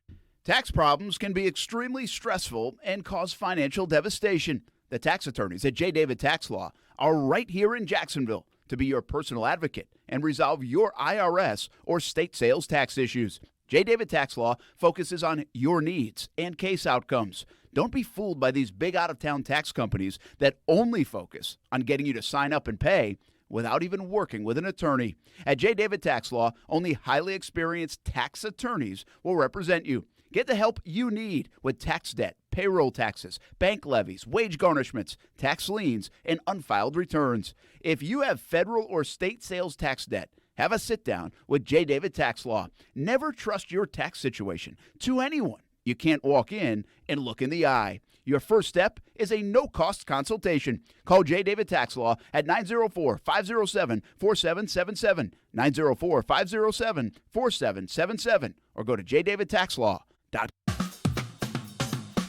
What's up, Jacksonville? This is Allie McDeal from both Best Bet Card Rooms in Jacksonville and Orange Park. The holidays are on the rise. Celebrate with the family and friends by serving a delicious honey-baked ham on your Thanksgiving table. Throughout the entire month of November, all high hand winners will receive an 8-pound honey-baked ham. Head to either Best Bet location and pick up your Thanksgiving dinner today. For more detailed information, visit them on the web at bestbetjacks.com. Best Bet, where anybody can win. At Action News Jax, we're here for severe. When storms threaten, put your trust in the Action News Jax First Alert Weather Team, led by Chief Meteorologist Mike Burrish, rated the most accurate for the last 13 years. The First Alert Weather Team is the only team of certified meteorologists in the Jacksonville area. That means we have the most schooling and training to forecast and predict severe weather, and that experience will keep you safe from a storm. Action News Jax First Alert Weather on CBS 47 and Fox 30. Thanksgiving. It's all about being thankful for the good things in life, huh? Yeah. Hey, boys, I got an idea. How about we start a new tradition by naming the things we're thankful for? Okay, I'll start. I'm thankful that the house we just robbed had a ton of expensive jewelry and fine silverware. Yeah. Oh, and I'm thankful that they had a big blue alarm instead of Safe Touch. Now, why'd you have to mention them? Well, I'm thankful we didn't have to deal with the Safe Touch two-way communicator or their 45-second or less response time. Boss, I'm just thankful that we've decided to stay away from Safe Touch houses, especially now that they have video monitoring. Would you stop? You are ruining my thankfulness. I mean, the best technology and the lowest price. It's just not fair. Hey, boss, pass the cranberry sauce, will you? I hate Safe Touch. At Safe Touch, we don't claim to be the largest alarm company, just the best. Hi, I'm Lester Jackson, owner of Safe Touch Security Systems. No one beats our technology or our price. Call Safe Touch today at 888-723-8682 or go to safetouch.com. State license number EF233. The following message is sponsored by the Florida Department of Business and Professional Regulation, the Florida Association of Broadcasters, and this radio station. Natural disasters can be unexpected and devastating to your home or property. If your home or property is damaged and needs repairs, it's important to use only Florida licensed contractors. Remember to check their references, get everything in writing, and don't pay up front. To verify your contractors are licensed, contact the Florida Department of Business and Professional Regulation online at myfloridalicense.com. That's myfloridalicense.com. Action Sports Jax on ESPN 690. If there was an award you can give a guy that has the fastest get off in the NFL, I would be campaigning for that award for Marcel Darius. It's not only the first step, Brent, it's also the hand placement. Catch Brent and Austin weekdays 3 to 6 p.m. on ESPN 690 or ESPN690.com. Brent Martineau. You see him every day on CBS 47, Fox 30. Action Sports Jax. Austin Lane. He's a former Jag star and current MMA fighter. Broadcasting live from the Anajar and Levine studio. This is Action Sports Jax on ESPN 690 and ESPN690.com. You gave Nick Foles that big contract in the offseason for a reason. As an organization, you know how people say sometimes it's a football decision? To me, this is an organizational decision. I think the Jacksonville Jaguars, GM David Caldwell and Doug Marrone, everybody, Tom Coughlin, they need to find out down the stretch of this season whether or not Nick Foles is going to be the guy they thought he was going to be when they paid him the money. That's Trey Wingo earlier today on ESPN 690. Wingo and Golick every morning, 6 a.m. until 10 a.m. We were hanging out with those guys just last week. Do not fall off the motorcycle, Austin Lane. I won't. Brent Martineau. See that balance? You see that? You see those reflexes right there? That was pretty good. Yeah. Brent Martineau, former Jags player, current MMA fighter, Austin Lane here at Whole Shot Power Sports. We're in Fleming Island, looking tough. Yeah. I feel tough. You're soon to get a tattoo first, but I like all, to be continued. You know what I always want to do too? Are all like motorcycle guys like tough? Like, do you have to be tough? I mean, I think there's a toughness that goes with it, or else you're probably riding a scooter. But I wonder how much of that is scooter guys. I wonder how much that's scooter. How much of that is perceived is my question. Ooh, you know, it's funny because I think it kind of depends on the type of motorcycle as well, Brent. Right where we have the crotch rocket guys who are a little more, I feel like, you know, into the speed, and I wouldn't necessarily consider them tough. Now, they're crazy because a crotch rocket is absolutely insane to do a wheelie on that. but I associate toughness more with, like, the Indian motorcycles here, or like a Harley. I mean, to me, those are more tougher guys. Yeah, okay. Because I feel like that's what biker gangs rock. Not trying to stereotype it, but yeah, you don't see the Hell's Angels riding on crotch rockets. Yeah, true. You know what I always want to do? Not necessarily like Bike Week or anything like that, Daytona, but if you go down to like Ormond Beach, that there's an exit down. I think it might be like 261 or 265, whatever it is, but I think it's 261. And you go down and you like take a left going out toward the ocean, Ormond Beach, and there's saloons like lined up. Yeah. Left and right. For sure. And I want to go to like the saloon. Like, just have a couple brews. There's one on like US 1 is like I wouldn't call it a saloon necessarily, but it's like I think it's called Roosters. Okay. It's on it's on US 1 Phillips Highway. Yeah. Down towards St. Johns County. Yeah. Like near Old St. Augustine, I think. And I just want to go in there. Yeah. I mean, check it out. I probably look a little out of place. Yeah, should I not go in there in my khaki polo? Well, I'll tell you what. I probably wouldn't rock an ESPN690 polo shirt or anything like that. No, but it's all about confidence, man. Like if you look like you belong and if you feel like you belong, then you belong. Yeah, it's all about you have to walk in with that swag. And sometimes you just know you don't belong. Yeah, and sometimes you go in nervous and you're like, I probably shouldn't be here. Yeah. Well, we're hanging out at Whole Shot Power Sports. We're hanging out on some motorcycles, of course, but we also have this Polaris Slingshot. Yep. That if you're a Gator fan, especially, enter to win the contest because there's only 2 more home games, and you can be a part of that we had out at RV City, and we'll bring it back out a little bit later on in the show so you can see it if you haven't seen it. But it's a slingshot. It's cool. Talk about driving that and having some fun. It's really cool. You go 0 to 60 pretty quick. And you can lead the Gator Walk in Gainesville ahead of these home games coming up, one against Vandy, one against Florida State. All you have to do is enter and win, and you get 2 tickets to the game as well. So check out our social media to find out more information on that and the click link to be able to register and win. And you can also go to PolarisSlingshot.com for more information on that. All right, Trey Wingo was talking about Nick Foles. And you see, I don't know if I agree with Trey in terms of you've got to find out what you have. Maybe I just can't get myself to the offseason yet and see what the Jags will do at the QB situation. And we talked a little bit about it yesterday. Will this be a battle, come camp between Minshew and Foles?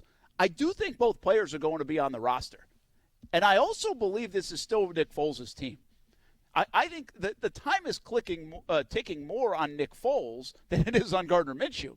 So I think if you feel like Foles is a very capable quarterback, my guess is they will go into next year thinking Nick Foles is our guy. And I don't know if 7 games matters in that. Maybe it does, because we get emotional. And you know what else happens? They get emotional too. And you know what else could happen? If they don't make the playoffs, if they don't do well down the stretch, there could be whole new people calling the shots. Correct. So I just can't put my mind there because there's so many different things that could happen before you get to next year and see what their plan is. But I'm telling you this, I fully believe the Jacksonville Jaguars, at this point right now, I fully believe the Jacksonville Jaguars will have both of these quarterbacks on the roster in 2020. And a thing to keep in mind, too, and this is, once again, just speculation, but I talked about yesterday a little bit where, if the season's out of line and if you have no shot of, making the playoffs, do you put Minshew back in just to get him more reps? Yeah. Because there's no sense in, playing your starters. But at the same time, and this is just another scenario, but would you almost play Foles throughout the entire season because maybe he's auditioning for other teams, right? During the offseason, because it's like all of a sudden Nick Foles comes out, maybe the last 3 or 4 games of the season, they're not going to the playoffs, but he absolutely lights it up and he puts up these crazy numbers. Well, now if you're a team that's, looking for a quarterback, maybe you see that and like, maybe, we're willing to trade for him because I understand that the whole the QB battle, Brent, going into training camp, but you have to understand then. Let's assume Doug Marrone's still around. Well, now you can't have the luxury of resting your starters anymore, right? Because if you want to have a true quarterback battle, both guys got to play during the preseason games. Both guys deserve to go up the starting offenses. So you kind of have to rearrange everything that you really believe in terms of a training camp. Now that's a long ways away, but I'm just saying there are going to be factors going with two quarterbacks, like you plan on doing with Nick Foles and Gardner Minshew next year in training It's camp. interesting you bring up. That's a good point, good view, too, of the auditioning and saying, okay, well, you put it out there. But he might be auditioning for the Jags as well. True. But what I think, my point in that's kind of what Trey Wingo said, too, is that 7 games are important. I don't know. This is a guy that's been in the league since 2012. Now, he hasn't played as a starting quarterback a ton, and he hasn't really been the guy a lot, and he hasn't made it through seasons because of injuries. But I still get the feeling you know who Nick Foles is, right? Mm-hmm. I mean, the only curiosity for me is, can Nick Foles now take the next step here in Jacksonville because he is the guy? Well, that got stunted because of the injury. So we're going to have to wait another year most likely for that, unless we see it in these final 7 games where he just plays lights out and he's the guy. He's a quarterback unquestioned. But I think we're going to have this back and forth on. I want Minshew in there. I go with the young guy. I think Foles, I already know who he is. I know what you're going to get out of that. I think there will be that back and forth that jostles all season probably, all offseason. And I do think both these guys will be on the roster. What's very interesting is it's not too different than what Nick Foles just did in Philadelphia with Carson Wentz. And interestingly enough, they chose Carson Wentz. Well, why did they choose Carson Wentz? He's younger. Not only because he's younger, though, Austin, because they invested in him. A top 5 pick. What was he? A top 2 pick, right? Second pick? Yeah. Or was he the first pick? Did they go? No, he was Wentz first or Goff first? Goff, I believe, was first. Either way, yeah. Top 5 pick. You get my point. Yeah. That's an investment. Well, the Jaguars don't have to move like that necessarily. They got a 6th-round draft pick. Mm-hmm. They didn't say, hey, we project this guy to be the face of our franchise for the next 10, 12, 15 years. Minshew has now put himself in that conversation, but I don't think there's any pressure necessarily on the Jaguars front office to say, we got to get him in next year. We got to get him in. The guy's under contract for 4 years. I mean, and so is Nick Foles. There's probably more pressure to live up to the $22 million a year and $88 million contract you gave Nick Foles than there is to get Minshew into play. See, it's just my issue of the fact that, yes, you do have Gardner Minshew on that rookie contract right now, and that's huge. And what do we always talk about, Brent? When a team has that rookie contract, like the Chiefs, like the Seahawks did have, you have the luxury of building pieces around that player, around that important piece of the quarterback position. My only issue is if you do keep Foles another year, which they very well could, and then Minshew is again the backup because maybe he loses it in training camp, okay, but then you lose another year of that rookie contract. So then all you have left is 2 years. And you have to make a lot happen in 2 years and realize that when those 2 years are up and Minshew, and if in fact is Minshew your guy, then he's going to ask for a new deal. Like, yeah, the Kansas City Chiefs right now, Brent, everything's hunky-dory. Kansas City Chiefs have one of the best offenses in the NFL. Wait till Patrick Mahomes get a second contract and then see how good that team is. Just because that's the way the salary cap works. That's the way the NFL works. Like, yeah, the Chiefs are a great team right now because they have so many weapons. Wait till you got to give Travis Kelce an extension. Wait till you got they already paid Tyreek Hill, but wait till you got to pay Patrick Mahomes. See what happens then. Chris Jones, wait till you got to pay him. Like, and they might let him walk. Yeah, because of it. A lot of things got to happen. Guys like that have to carry the team. Sure. And Russell Wilson right now is carrying their football team. He is. And to that point. Listen, we're just kind of debating. 2020, will both guys be on the roster? Here's my last point on that part of it. The Jacksonville Jaguars have not had a quarterback they love, probably going all the way back to Brunell. Mm-hmm. Now, again, I don't think David Garrard gets the credit he should get sometimes. I mean, he did some good things for the Jags, and I think at times they loved him, but they never quite knew, is this our guy for the next 15 years, even with Garrard? Well, they gave him the extension, but they never quite knew that. Well, to be fair, I think the front office thought that Blake Bortles wasn't going to be that guy because they paid him. Well, but he wasn't. But my point is, he wasn't, and there was always this 50-50 inside the building, outside the building. There was, is he not? Yeah. Gabbert, the same thing. Yeah. So if you now have 2 quarterbacks in this organization that you actually like, that you think are good, I am in no rush in getting rid of them. No, I am in no rush in saying, hey, pick behind door number 1 or door number 2 and tell me what one is going to really work out. But only one can play, I'm taking Brent. both doors. Yeah, but only one can play at a time, unless there's an injury. You're you know, right, like it's not like having a bunch of great defensive linemen that you can keep on rotating. Like, yeah, that's great. You got 2 solid quarterbacks. Only one of them's going to see the field. I'm pretty sure Foles is like a $15 million hit. Somebody correct me if I'm wrong, but I'm thinking he's a $15 million hit next year. I believe that. That's not much for the quarterback position. Minshew's like a $500,000 hit. It's not much. So my point is, do not run somebody out of town here. I'll take the two quarterbacks and deal with the awkwardness of the two rather than you giving me one and saying, I think this guy's the guy, even though I really don't know because it's only been 7 or 8 games. And that works for both of them because both of them are going to have about 7 or, Minshew's going to have 8 starts, and Foles is going to have 8 starts most likely. I hear you, man. I completely – and listen, this is a unique set of circumstances that we haven't seen because he's a 6th-round pick. Yeah. So it's hard to justify it like, well, look at what Kansas City did when they had Alex Smith and Patrick Mahomes. When Patrick Mahomes was ready, then he became the man, and they said goodbye to Alex Smith. We always compare it to the Dallas situation with Dak Prescott and Tony Romo. They felt like Dak Prescott was the guy, even though Tony Romo had some pretty good numbers, led him to a couple playoff games, and they said goodbye to Tony Romo. It's just – I get what you're saying, but you very hardly ever rarely see the case where you have two, maybe great quarterbacks, and you opt to keep both those guys on the same team. Eventually, something's got to give. Kirk Cousins, Robert Griffin, something's got to give. They kept them for a bit, though. They did for a bit, but then once Kirk Cousins kind of established himself, then Robert Griffin was gone. But mostly because RG3 was hurt. True, correct. That's why Kirk Cousins was allowed to establish himself. And by the way, Brett Favre and Aaron Rodgers were teammates for a while, and I'm not putting this in that category, okay? But I'm just giving you an example. But to be fair, they didn't know how great I think Aaron Rodgers even was until Favre was gone. But isn't that do we know Gardner Minshew's great? No, for sure. Do we know that Gardner Minshew's even going to accomplish what Nick Foles has accomplished in his career? It's a scary thing, Brent. It's the ultimate boomer bust because we have no idea. But when they chose to sit Aaron Rodgers on the bench for some of those years, well, guess what? He had to get a new contract after that, and he got another one after that. Now look, he's one of the highest-paid quarterbacks in the NFL, and for a long time in the Green Bay Packers organization, they couldn't build around him just because his contract ate up so much of the salary cap. All right, one other thought, by the way, and I'll give you a nod here. If you do take a look at it, and you say, when you have to choose, what do they choose? Well, they chose Carson Wentz in Philly. They chose Dak Prescott, the young quarterback in Dallas. They chose Patrick Mahomes instead of Alex Smith in Kansas City. They chose Tom Brady over Drew Bledsoe in New England way back, and he was a 6th-round pick. So to your point, they usually choose the younger guy.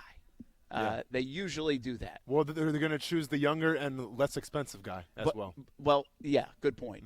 And that's part of it. That's business. But there is one difference, and you said this is a unique situation. All those guys that I listed, and you could even bring Favre into the fold and give me countless examples. Really, the only one that doesn't exist is probably Matt Flynn and Russell Wilson. Matt Flynn signed a deal. This could be more like that. That's a good call. Where Matt Flynn signs the big deal. He's supposed to be the guy, and Russell Wilson said, see you later, and they had to get rid. He never played for him, really. Essentially, they signed him to a mega deal, and he never really played. You're right. So that could be more like this situation. But if you're comparing him to Dak and to the Alex Smith and to the Brady Bledsoe and all those other ones, the one difference is they had way more than a 7-game sample with their teams that they were on. Bledsoe had been around for years. Tony Romo around for years. Alex Smith a little bit less, but by that time he's 10 years in the league. Of course, yeah. You know what I mean? Yeah. So, and he's always called a game manager. Yeah. So this might be, as we talk this through, might be most like the Seattle Flynn situation, even though Flynn was unproven. See, Foles is more than Flynn, but the bottom line is you go sign somebody with big dollars, and then a young kid comes in and he might be better. Yeah. And you know what? Seattle made the right call. They did, but it's even more crazy, though, because I think Russell Wilson was a 3rd-round pick. And you got Gardner Minshew, a 6th-round pick. Yeah. I think eventually, you saw what Russell Wilson did at Wisconsin that year, and you kind of had a sense, all right, he's an undersized guy, but he's got characteristics to maybe be a pretty good NFL player. Hence why I went in the 3rd round. I think, and I'll be honest, we weren't really talking about Gardner Minshew at the Senior Bowl. Nobody was. We talked to him, but not about him. Yeah, exactly. I feel like nobody foresaw what was going to happen with Gardner Minshew. Oh, and that's what's been so fun, but I also feel like, are we shaded by that? Yeah. Do we have our goggles on because of that? Is there something we're not seeing? Now, you get Brian Baldinger who breaks down tape, or you get somebody every week, he breaks down, he's like, wow, look at this guy. And the tape doesn't usually lie. So this guy might be the real deal. I mean, no doubt about it. Might be the real deal. But I think you do have to ask yourself, if you're the organization, an organization that has not had a lot of success at the QB position and not a lot of success overall, Is he the real deal? Do we know he's the real deal? Yeah. And if I got 2 guys that I can keep for another year until I figure that out, more practices, more preseason games, more games in general, well, then I'm keeping those 2 guys. Right now I'm all in on saying both these guys are going to be here in 2020 because I think they can afford it, and I think it's the best thing for the organization until they get more evidence of it's time to flip. Well, and at the end of the day, too, what does Tom Coughlin always preach? And what was the problem with Blake Bortles? He never had any competition, and Tom Coughlin loves competition in training camp, because competition brings out the best in everybody. So from your perspective, from your theory, to have, both quarterbacks in training camp, I mean, one would think the best guy, regardless of how much money he's making, where he was drafted, whatever, how many Super Bowls he's won, whatever it is, the best guy will play because the competition will breed that. So from that perspective, at least if you're a Jaguars fan, you're confident knowing going into next year, the best guy will play. All right, 2 things we got to do. I want to go through the schedule real quick, and we also got to give away Journey tickets. Get ready, Coos. Phone lines are about to light up, 904-362-9901 or star 690. Star 690, 904-362-9901. Journey tickets for next August the 24th. We're giving away a couple of them, and you can win right now if you're caller number 7. That's Nick Foles' number. He's a starting guy. I see what you We're did. going back there to Nick Foles. I see what you did. Well, for a while we went Bortles. You don't want to go 15. 15's tough. Yeah. 15's a hard number. Well, it's hard on Coos. It's hard on Coos, and I don't know if I care about that. All right, real quick, rapid fire. I'm not good at counting. High-scoring game or low-scoring game next 7 weeks? Colts. Low scoring. Or mid. You could do it. So I see 23 to 20. Yeah, so right? mid scoring, yeah. Okay. Then Tennessee. Low scoring. Absolutely, right? Then Bucks. High scoring. Probably high scoring, yep. right? Then Chargers. I think it's going to be low scoring. Do you? With the Chargers coming to the East Coast, yeah, I think their offense is going to stall a little bit. Okay. Then the Raiders. Mid scoring. Okay, mid-scoring. So in the 20s, because upper 20s. They still want to give the ball to Josh Jacobs. They have probably one of the best tight ends in Darren Waller, but I see him running the ball up. Falcons. Depends where they're at as a team. You want to say high scoring, obviously, yeah, but their defense stinks. But they're a mess, though. And then they would get the Colts at the end, too. So it'll be interesting. Again, you get all different kinds of games. And keep in mind with the Jameis Winston, once Jameis shows up in Jacksonville, is it going to be the good Jameis Winston or the bad Jameis You play one legit quarterback down the stretch, and that is Phillip Rivers. And I don't include Matt Ryan because they're not playing well. Derek Carr. When we come back, Ryan O'Halloran, I guess he's playing well. Ryan O'Halloran joins us. Action Sports Jax on ESPN 690. More NFL talk.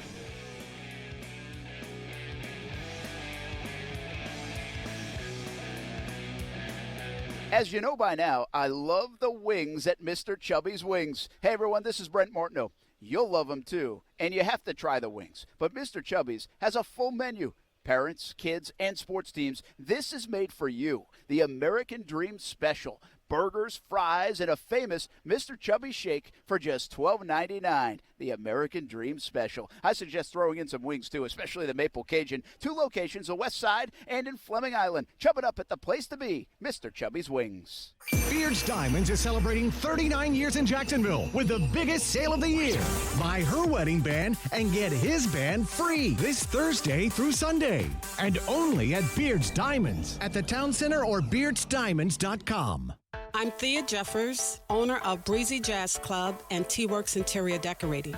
It doesn't matter where you come from, it's possible to own your own business. But starting a business isn't easy.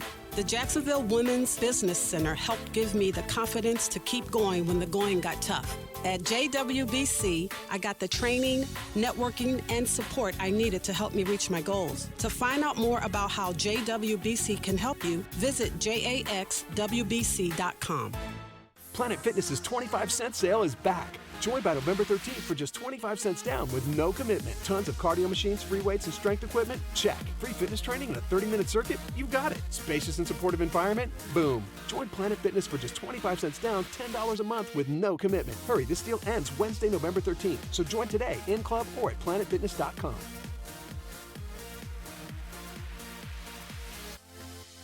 Annual membership fee applies. Planet Fitness Clubs are independently owned and operated. See club for details. I like a really good 50% off sale, don't you? Well, get this. Arlington Toyota has slashed prices up to 50% less on remaining 2019 Toyotas. 50% less on a car? You gotta be going to Arlington. There's still time, but only a few days remain to get to Arlington Toyota and score up to 50% less on remaining 2019 Toyotas. That's up to 50% less on remaining pre-owned 2019s. If you're looking at a 2019 Toyota Camry, it's not $25,555. Now it's only $17,288. That's $17,288 for a pre-owned 2019 Toyota Camry at Arlington Toyota. Thinking about a 2019 Toyota Corolla? It's not $24,855. Nope. Now it's $13,888. Just $13,888 for a pre-owned 2019 Toyota Corolla at Arlington Toyota. Plus, you get Arlington's $5,000 Advantage Club and even a national lifetime warranty with unlimited time and miles for new purchases. Shop Arlington Toyota today, 10939 Atlantic Boulevard, or anytime at arlingtontoyota.com. Visit arlingtontoyota.com/super savings for offer details. Attention men and women. If you would like to get your hair back, then you need to listen to some of our clients. John in Orange Park. IHRS showed me what was causing my hair loss and helped stop it. Call IHRS now at 904-777-IHRS. Find out how to grow your hair back with a free hair and scalp examination. Mike from Bay Meadows. I finally found the most experienced company who could restore my hair. Now I have hair where I had none before. Results guaranteed. Diane from Ponte Vedra. Now I have what lotions couldn't give me. Thick, beautiful hair. Find out why you're losing your hair and how to grow your hair back. Call 904-777-IHRS for a limited time free hair and scalp examination. Now my hair will grow for the rest of my life. Thanks, IHRS. Thank you, IHRS. Thanks, IHRS, for giving me my hair back. Hurry, this free examination, normally $199, is yours for free and good only through Sunday. For your free examination, call IHRS at 904-777-IHRS. That's 904-777-4477. Call now. It's time for some straight talk. You know those football players who are all talk, no show? Well, big wireless carriers aren't much different. Well, Straight Talk Wireless doesn't give you the hype, just the savings. For just $45 a month, you'll get the unlimited plan with 25 gigs of high-speed data, then 2G. No contract. All on the same 4G LTE networks as the big guys, but up to half the cost. Savings delivered right to your wallet. Only at Walmart. Savings may vary. See terms and conditions at straighttalk.com. Tonight at 10 Eastern on CNBC, the series premiere of Back in the Game. How much do you think you made your entire career? About 200-something million. I'm Alex Rodriguez. Remember Evander Holyfield? Today, his fortune is gone. Trusted people. Now that I'm retired from baseball, I want to give back by helping ex-athletes and entertainers get back on their feet. I kind of feel that everything is too late.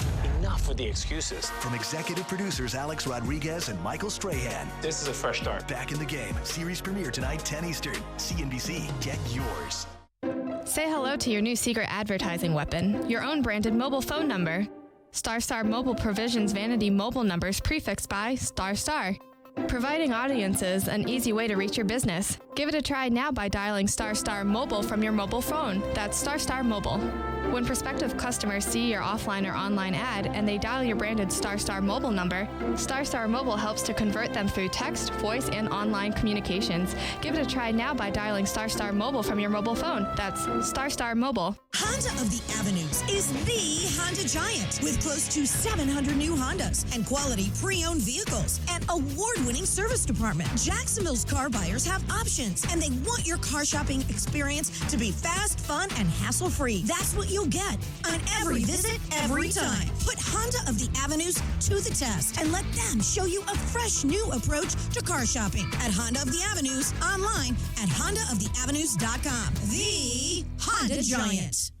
Locally owned and operated businesses give our community character by offering unique options for shopping and dining. They are a big part of what makes living in the 904 so great. Shop the 904. Powered by Cox Media Group. Mahomes took another step toward his return from a dislocated right kneecap with an increased workload at practice today. Coach Andy Reid said they'll continue to increase that workload before making a decision whether he plays Sunday against the Titans. NBA Clippers forward Kawhi Leonard will not play tonight against Giannis Antetokounmpo and the Bucks because of load management. Second time this season, he's missing a game for that reason, and that doesn't sit well with ESPN's Doris Burke. I don't understand it. He is a great player. He is compelling to watch, and the Clippers obviously obviously have a responsibility to Kawhi and to winning and to long-term. But the league also, I believe, is and should be concerned that their best players are not playing on nights when they're on national television. Doris Burke on Golic and Wingo, Clippers Bucks, 10 Eastern, ESPN TV. The NBA said it's comfortable with the team's determination that Leonard, managing a knee injury, is not sufficiently healthy enough to play in back-to-back games at this time of the season. LA is home to Portland tomorrow night. Don't let the big talk from the big wireless carriers fool you. Straight Talk Wireless runs on the same 4G LTE networks for up to half the cost. Get the unlimited plan with up to 25 gigs of high-speed data, then 2G for just $45 a month. No contract. Straight Talk Wireless, only at Walmart. Broadcasting live from the ESPN 690 Anajar and Levine studios. Anajar and Levine Accident Attorneys. Call 904-600-4000. That's 904-600-4000. ESPN 690. Jacksonville's home for ESPN Radio. WOKV Jacksonville. Listen live everywhere you go on ESPN690.com. ESPN 690, a Cox Media Group station. Brent Martineau. You see him every day on CBS 47, Fox 30, Action Sports Jags. Austin Lane. He's a former Jag star and current MMA fighter. Broadcasting live from the Anajar and Levine studio. This is Action Sports Jags on ESPN 690 and ESPN690.com.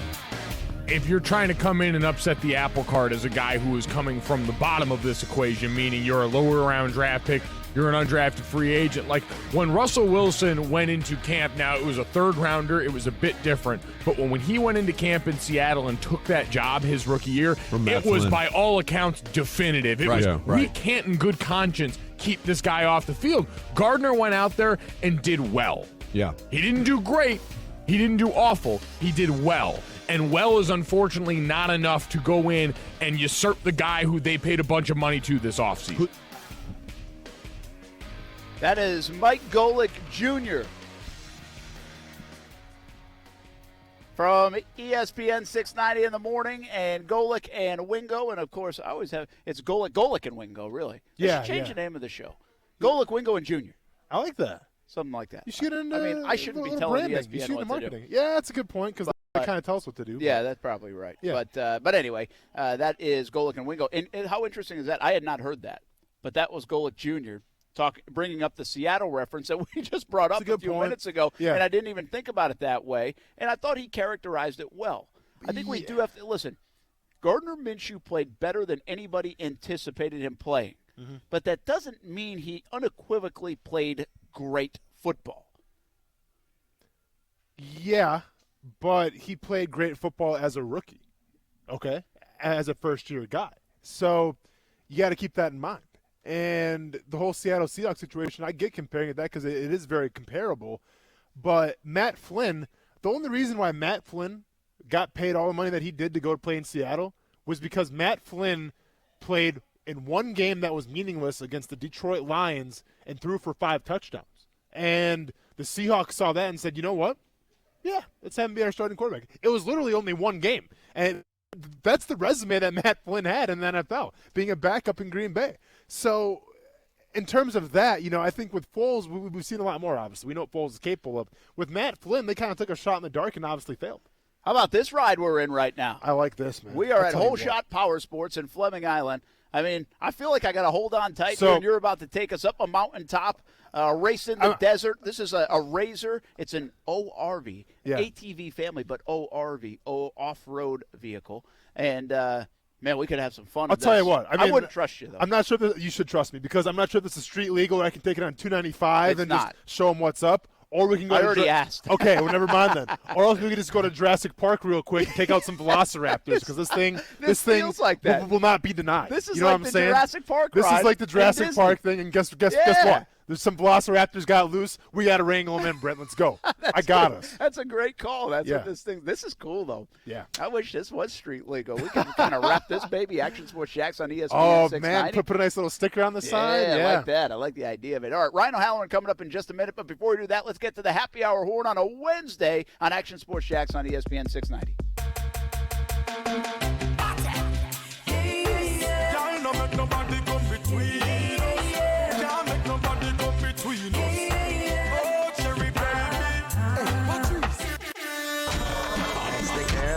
party now begin. See the beautiful ladies marching in. There's enough for everyone to win. We're gonna make this party the best thing happening. This is my favorite place. Nothing will replace, no. Nothing. Anything goes. The gangsters rolling, half face smiling. Heads over, think of the rhythm what you're drinking. Anything goes. Hey. Grab a drink, get a shot, tip your star tenders. Hey, new flavors and a new rating as well for Vida de Luis. Recently got a 98 rating. Made in Tequila, Mexico, shipped directly to Jack's Beach. Vida de Luis available now in 3 flavors, Blanco, Reposado, and Añejo.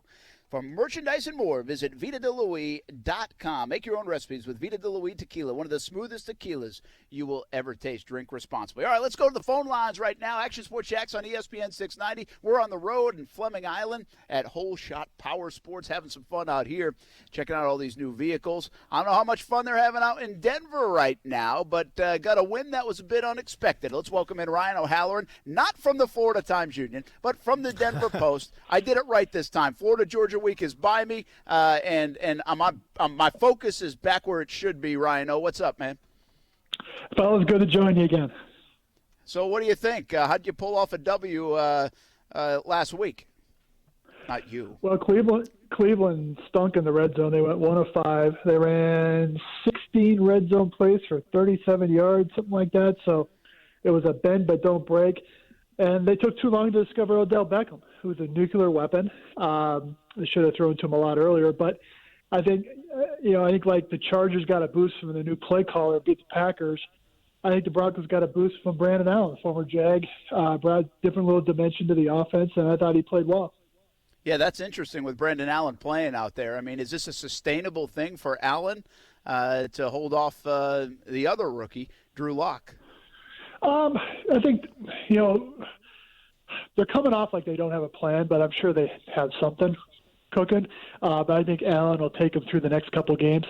I think they seem hesitant to put in Drew Lock during a stretch of 4 road games in 5 weeks, to which I say, well, he's got to play the road sometime. So I think it's Allen's ball for now.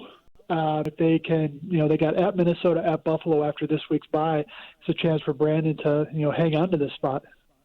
Hey, what about Baker Mayfield after watching him up close and his mustache mania in a different kind of way and all these things? I mean, I think right now it's all getting to Mayfield from the outside looking in. Do you feel that way too? Yeah, and he was trying to make a couple of things happen the other day where he didn't throw accurately. They weren't great on third down, specifically third medium where they need him to throw it. So it just maybe a second-year quarterback searching a little bit, and they have the receivers, they have a couple prominent linemen, but right now they're a mess. Ryan, you kind of mentioned the red zone a little bit, and the Jacksonville Jaguars are a team right now that's been struggling to get in the end zone, and they actually rank 31st right now in the NFL. We talked about a little before on the show of teams that are having success of scoring touchdowns in the red zone. To my surprise, and to a lot of people's surprise, the Buffalo Bills right now are number 1 in touchdown red zone conversion.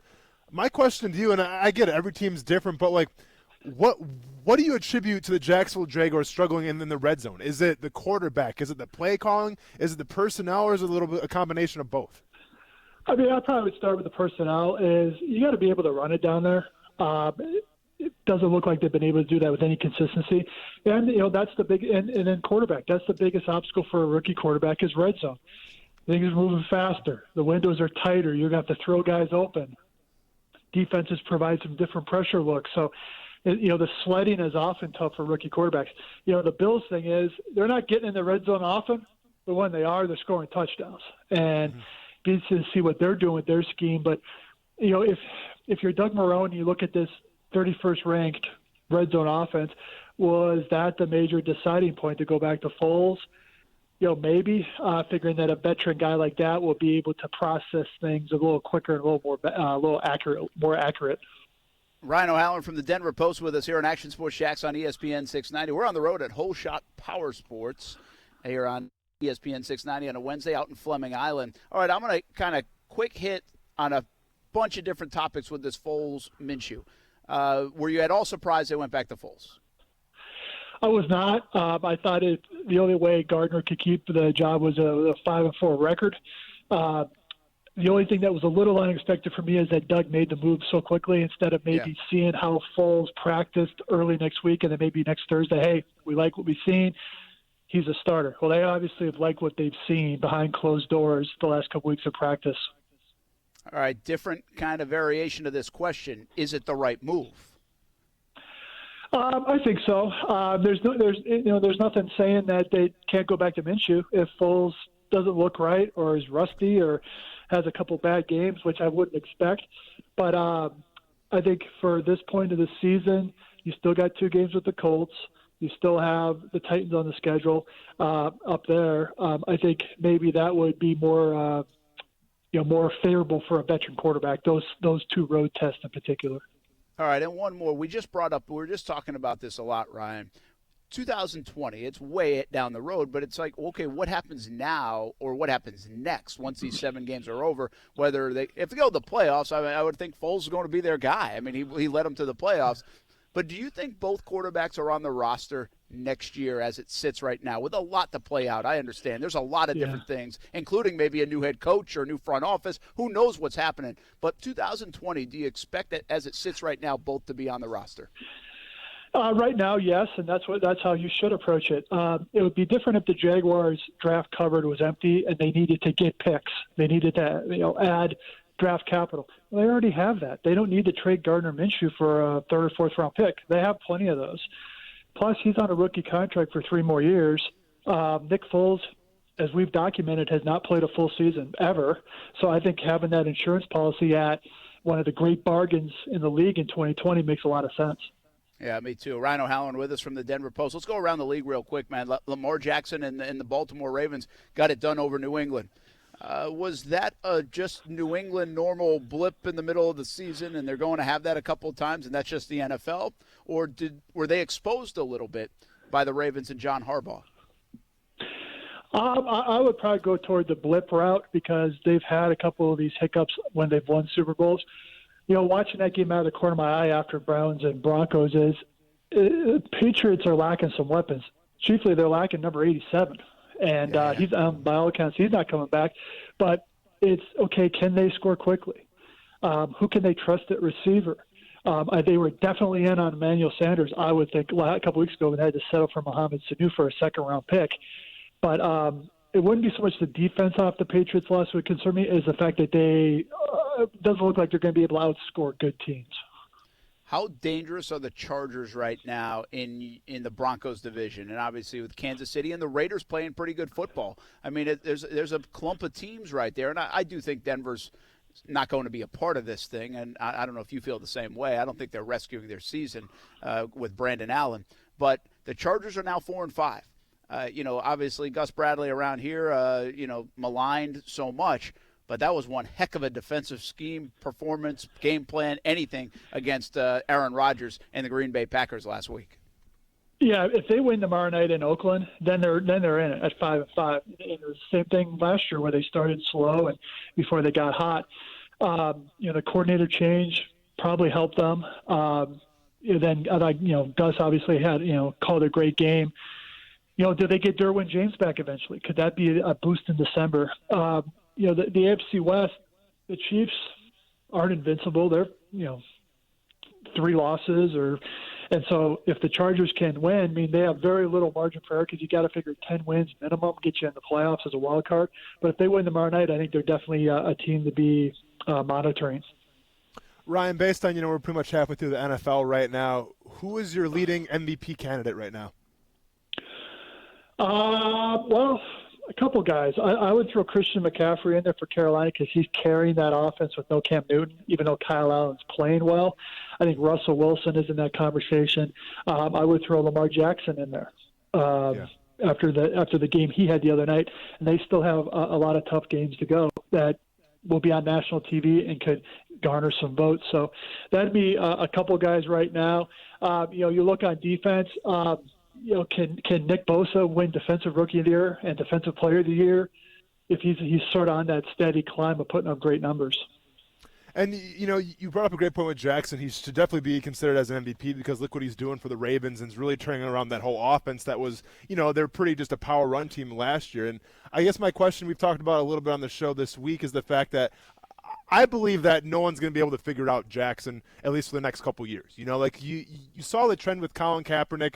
They ran the read option a lot. Well, eventually teams got hip to it, and Kaepernick, wasn't really used that much anymore because they didn't need him.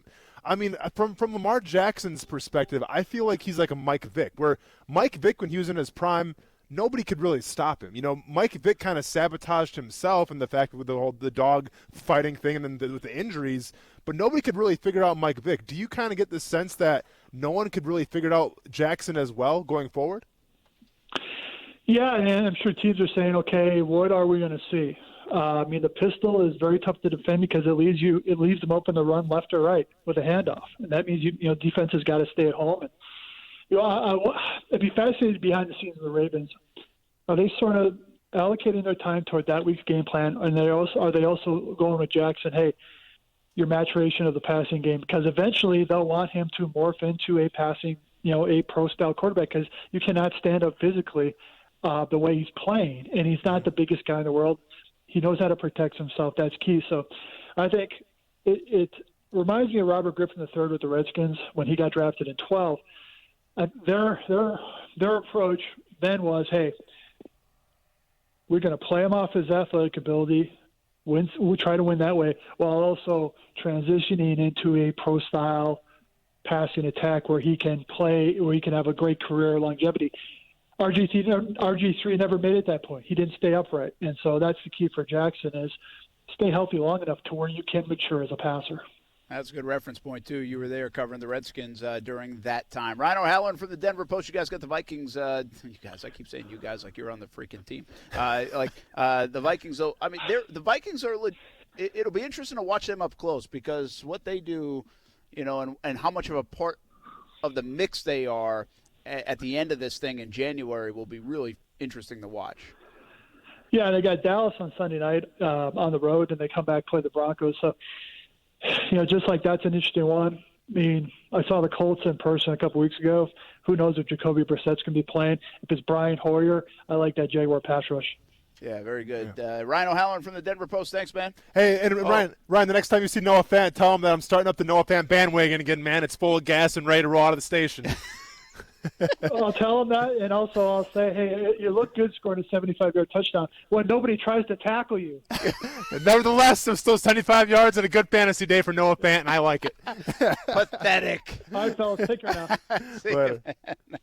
Ryan O'Halloran from the Denver Post. Does that mean I jumped ahead? Does Denver have a bye this week?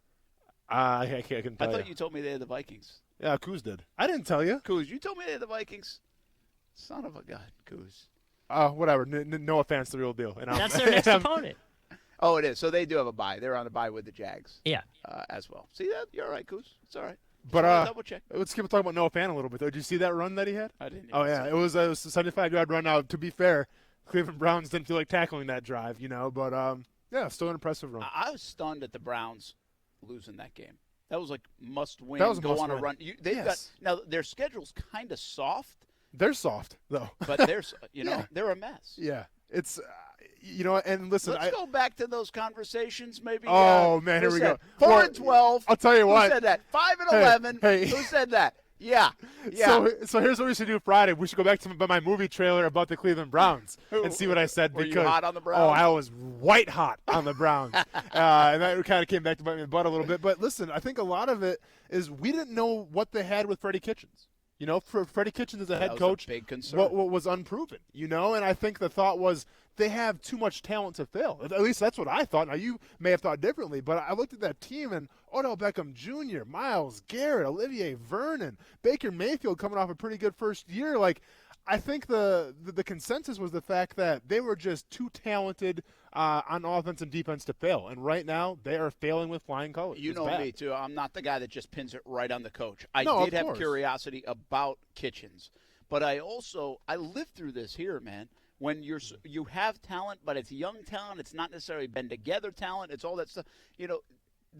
When they feel like they're ready to go, and it's like, nah, they weren't ready. Yeah. It's like the next year. That's what happened in Jacksonville. Now, some people will say same thing that they're saying in Cleveland. It was Freddie Kitchens. Well, it was Gus Bradley. I think you're okay if you want to say that stuff, but I also think it was a young football team that everybody thought was going to arrive in like 2016 that didn't quite get there yet. In 17 is when they came to life, when they added a couple more veteran pieces. And now Cleveland's built a bit different than that because they have guys that have been around. Yeah. You know, they have more experience. I just didn't buy into you're going to just put this team together and, bam, they're going to go win, especially a team and a franchise that hadn't won very much. You always have to prove it to yourself internally in your own building. The Jags found that out a little bit, I think, in 2016, and then it finally translated in 2017. Let me ask you this. If the Browns continue on the streak that they're on right now, I mean, is it grounds to fire Freddie Kitchens after 1 year? Or do you keep him? I'm not a big fan of that. Yeah. They're the ones that made the commitment. They saw something, but I wouldn't be shocked at all. I mean, well, listen, if they win 4 games and go 4-12, I would not be stunned. And that's not really fair to do that, I don't think. Yeah. But I think that's what could happen because they were so, business. you know, even as much as around here we thought 2016 they might break out, that wasn't necessarily the feeling across the country. The feeling across the country, and there was so much press. I mean, do you flip on the TV and see how many Baker Mayfield commercials there are? I mean, do you? Like, he's it's unbelievable. Yeah. So, like, Jacksonville didn't feel like that. I think because of that and the weight of it and the pressure of it and all the expectations of it across the country, not just in Cleveland, I would be surprised if Kitchens survived it if they go like 4-12. Yeah. Now, again, they have a lot of games that they could catch up on. They're not going to the postseason, it looks like, but they could at least straighten out their season over the next 6-7 weeks. We'll see if it happens. Hey, when we come back, a small dose of college basketball talk since it opened up, and some news on Tua, LSU, Alabama, coming up on Saturday. Arguably the biggest game of the college football season, right? There's been some good ones. This one is the latest one. How good will it be? Who do you like? An early thought or two on that one and an update on the quarterback situation for Alabama. Next on ESPN 690. We're live in Fleming Island, Whole Shot Power Sports. Brett Martineau, Austin Lane, Action Sports Jax on ESPN 690. Action Sports Jax with Brent Martineau on ESPN 690 is brought to you by Best Bet Jacksonville and Orange Park. Now, the First Alert forecast on ESPN 690. Mild tonight into partly cloudy skies. A little bit breezy this evening as temperatures drop into the 60s. From the First Alert Weather Center, I'm Action News Jax Chief Meteorologist Mike Burrish. The Weather Center is brought to you by Beards Diamonds. This Thursday through Sunday, buy her wedding band, get his band free. Only at Beards Diamonds. The holidays are on the horizon. That means family and food. Hey, everybody, I'm Brent Martineau. Let Renna's Pizza help you out. Parties at school, parties at work, celebrations, or maybe you're just tired of cooking yourself. Renna's has you covered with 5 locations in Northeast Florida. Want a fresh one? Renna's makes everything fresh. New York-style pizza, sandwiches, salads, and pasta dishes. Everything fresh. Find out why Renna's has been a family favorite for over 40 years. 5 locations in Northeast Florida. Marsh Landing, Bay Meadows, Argyle Forest, San Jose, and the newest location in Neptune Beach. As you know by now, I love the wings at Mr. Chubby's Wings. Hey everyone, this is Brent Martineau. You'll love them too, and you have to try the wings. But Mr. Chubby's has a full menu. Parents, kids, and sports teams, this is made for you. The American Dream Special. Burgers, fries, and a famous Mr. Chubby shake for just $12.99. The American Dream Special. I suggest throwing in some wings, too, especially the Maple Cajun. 2 locations, the West Side and in Fleming Island. Chub it up at the place to be, Mr. Chubby's Wings. Honda of the Avenues is the Honda Giant with close to 700 new Hondas and quality pre-owned vehicles and award-winning service department. Jacksonville's car buyers have options, and they want your car shopping experience to be fast, fun, and hassle-free. That's what you'll get on every visit, every time. Put Honda of the Avenues to the test and let them show you a fresh new approach to car shopping at Honda of the Avenues, online at HondaoftheAvenues.com. The Honda Giant. Vida de Louis, a locally owned tequila right here in Jacksonville, wants to help our friends in the Bahamas. Hey, everyone, this is Austin Lane. And I'm Brent Martineau. Vida de Louis is one of the smoothest tequilas you'll ever taste. It's made in Tequila, Mexico, and shipped directly to Jax Beach. But Vida de Louis has friends all over the world, and that includes in the Bahamas. Help us raise money for the Treasure Key Relief Fund and Hopetown Rising. Check out Vida de Louis on social media and the website VitaDeLouis.com. 50% of all merchandise will go to these funds. Please help Vida de Louis help the Bahamas by going to VitaDeLouis.com. Our partners at BSN Sports, the largest provider of team sports equipment and apparel in the country, would like to thank all of the coaches out there who truly are the heart of the game. While BSN Sports is the best at equipping athletes with a one-stop shop for everything needed to run an athletic program, coaches are the best at equipping lives. And that's the real final score. Learn more about how BSN Sports can save you time off the field so you can impact more lives on it by calling your local BSN Sports sales professional or by visiting bsnsports.com today. For 39 years, Beard's Diamonds has been telling you to shop and compare. But for 4 days, you won't have to. Because Beard's is going to let you buy one, get one free. Yes, buy her band, get his band free. If you're getting married soon, you don't want to miss Beard's Diamonds' incredible wedding band BOGO sale. Buy her band and get his band free. This Thursday through Sunday only. Beard's BOGO sale. At the St. John's Town Center or at beardsdiamonds.com. Trust, tradition, and quality. A winning combination to feel good about your home. Sometimes it's just that time to replace your roof. Or maybe you need to fix your roof after a recent storm. Hey, everybody, it's Brent Martineau of Action Sports Jacks. And there are so many roofing companies in the area. But which one can you trust? Let me tell you about my friends at Jack C. Wilson Roofing Company. Trust a family-owned business with owners that grew up right here in Jacksonville. Talk to the owners directly. Get free estimates. And you can trust Jack C. Wilson Roofing to walk you through each step of the process. Tradition? Jack C. Wilson is a name you know. The longest-standing roofing company in Northeast Florida. They have been repairing and replacing asphalt shingle roofs since 1946. How about quality? A roof you will tell your neighbors about. Quality from start to finish, shingle by shingle.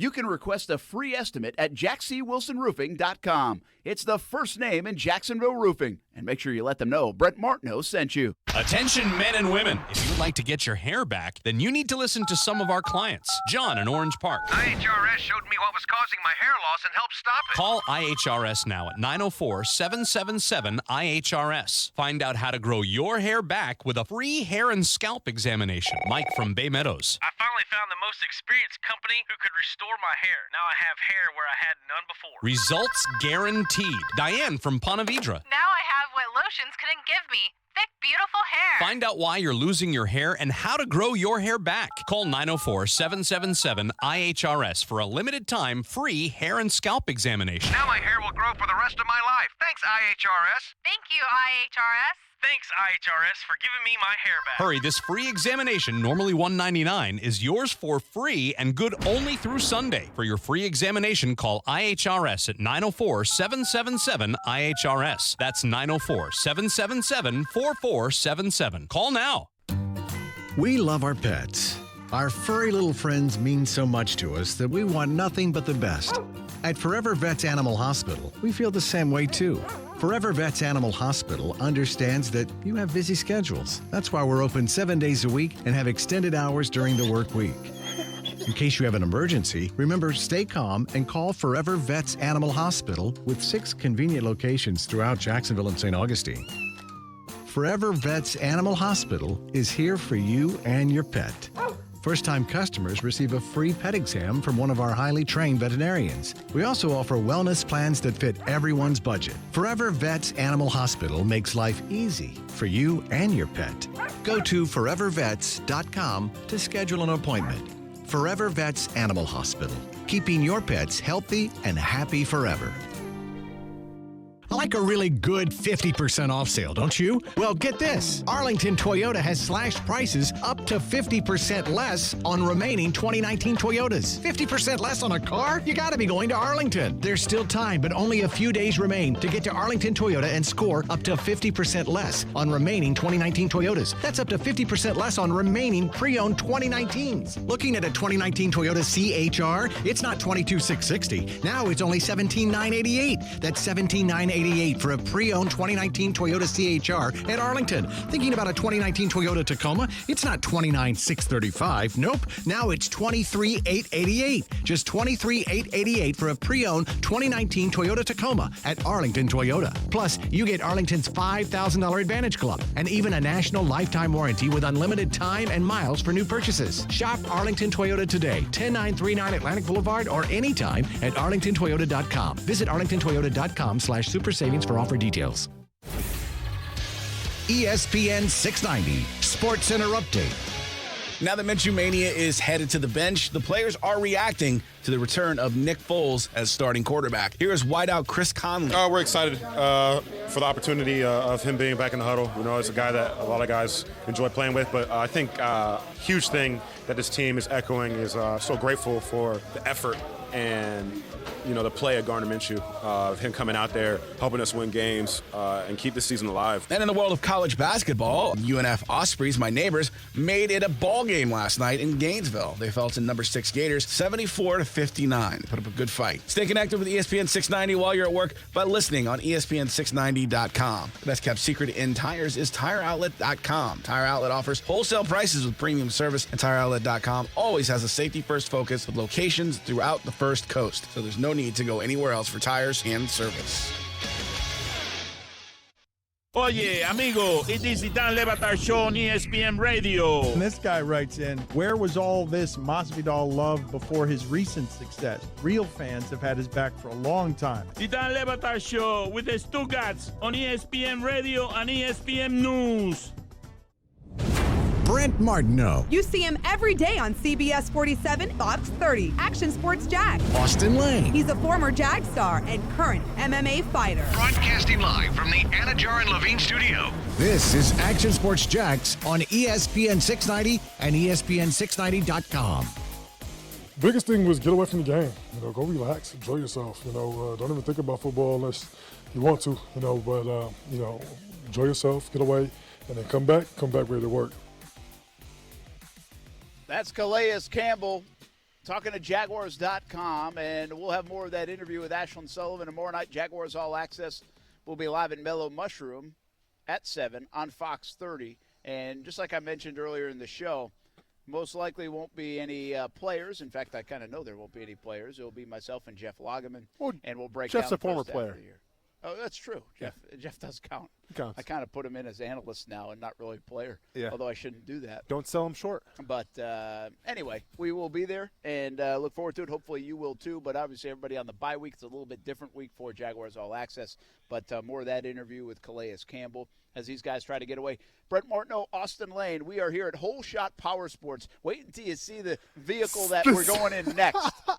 This thing's going to be awesome. Now, these are already awesome. We're in the Razor right now. This is like the ATV family. Yeah. We've already been on the motorcycle. We've been in the Polaris Slingshot. Yeah. And once again, I mentioned that if you want to enter the contest to be part of the Gator Walk in Gainesville this Saturday and even against Florida State, go to PolarisSlingshot.com. Also, check out my social media channels, and especially on Twitter, and you can see how to enter, and you can win a little ride in the Polaris Slingshot and leading the Gator Walk Saturday against Vanderbilt or in a few weeks against Florida State. But this one coming in might take the cake. Well, and here's the story. I went to the bathroom and I come back out and the guy goes, "Wait till you see what we got next." And I thought he was kidding. I thought we were going to say like a little golf cart, like a little kid's golf cart. I thought it was going to be a big joke. No, and listen, I can't even explain this thing. Like words just can't do it justice. Well, we're so gonna be in it the next segment. you're gonna see it on video because You'll see it. I don't know what I'm looking at right now, but I'm intimidated. I'll say that much. I'm not. I can't wait for it. Okay. It's going to be awesome. Yeah. So we'll take – by the way, thanks to everybody here at Whole Shot Power Sports. They've been awesome. We've been jumping in different vehicles left and right. They've got they're moving them all around. You know, I know I have, like, one of the best jobs out there. Yeah. I just do. I mean, you can take your job and you can have it. Mm-hmm. But the guys here have a pretty fun job because they sit here and they fire stuff up and they're moving it all around. They're always on a different vehicle. So we appreciate them kind of moving things around for us. Shout out to Das, who's been even fixing the camera and everything. I mean, they do it all over here at Whole Shot Power Sports. So Brent Martineau, Austin Lane, and a little news on Tua. Nick Saban says looks like he's good to go. Really not a surprise. Yeah. I expect Tua to play, but that's good for this football game, right? You don't listen. Love Mac Jones out of Bowles, but I think everybody wants to see 1 versus 2, but they also want to see 1 versus 2 at about full strength as you can get. Of course. And Tua back in the fold makes this a legitimate big-time football game on Saturday afternoon. Well, and I think people want to see Tua versus, the quote-unquote DBU as well, right? So from that perspective, that's got all the makings of of a great college football game. And let's be honest, we've talked about it a little bit on the show to start out the year. This hasn't been a college football season with a lot of great matchups. With a lot of matchups where you kind of plan your schedule around. Well, you can call it 1 versus 2 or whatever you want to call it. I mean, 2 versus 3, but it's going to be a fantastic matchup.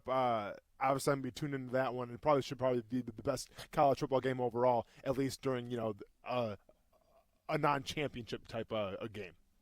Early look at LSU and Alabama. That game will be on CBS 47, by the way, Saturday afternoon at 3:30. And then we'll have SEC tonight following, so a lot to digest after that one. Remember, LSU 2 in the playoff committee's mind in the new rankings that were released last night. Alabama number 3. So this is a 2 versus 3 game, even though in the polls it's a 1 versus 2 game. And it's awesome. I mean, this is great. This is great regular season stuff.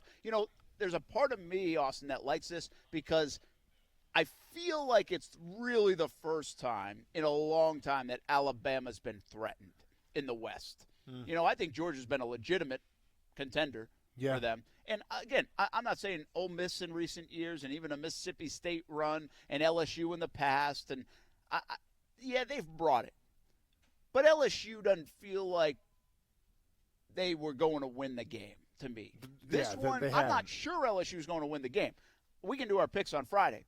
But it feels like they have the goods to out-duel Tua and that Alabama explosive offense. They have the moxie to be able to get it done. They've got the confidence to go into Tuscaloosa and get it done. Now, who knows? Saban and Bama might put 30-10 on them. Yeah. Who knows? But I feel like this has a different sense, and that's what I'm looking forward to, that it's not Alabama. Here we go again. And listen, that's fine if you're a Bama fan. God bless you. It's been a nice run.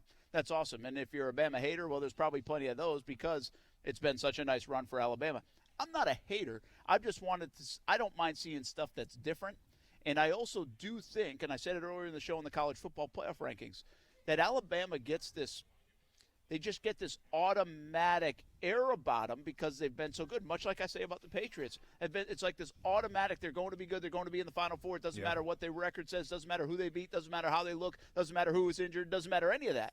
Well, I think this is a big-time test for Alabama and maybe the biggest one I can remember recently of someone coming from the West. It is, and I'll be honest. When this game was scheduled, I did not see this coming because I think a lot of people underestimated just how good LSU's offense was going to be.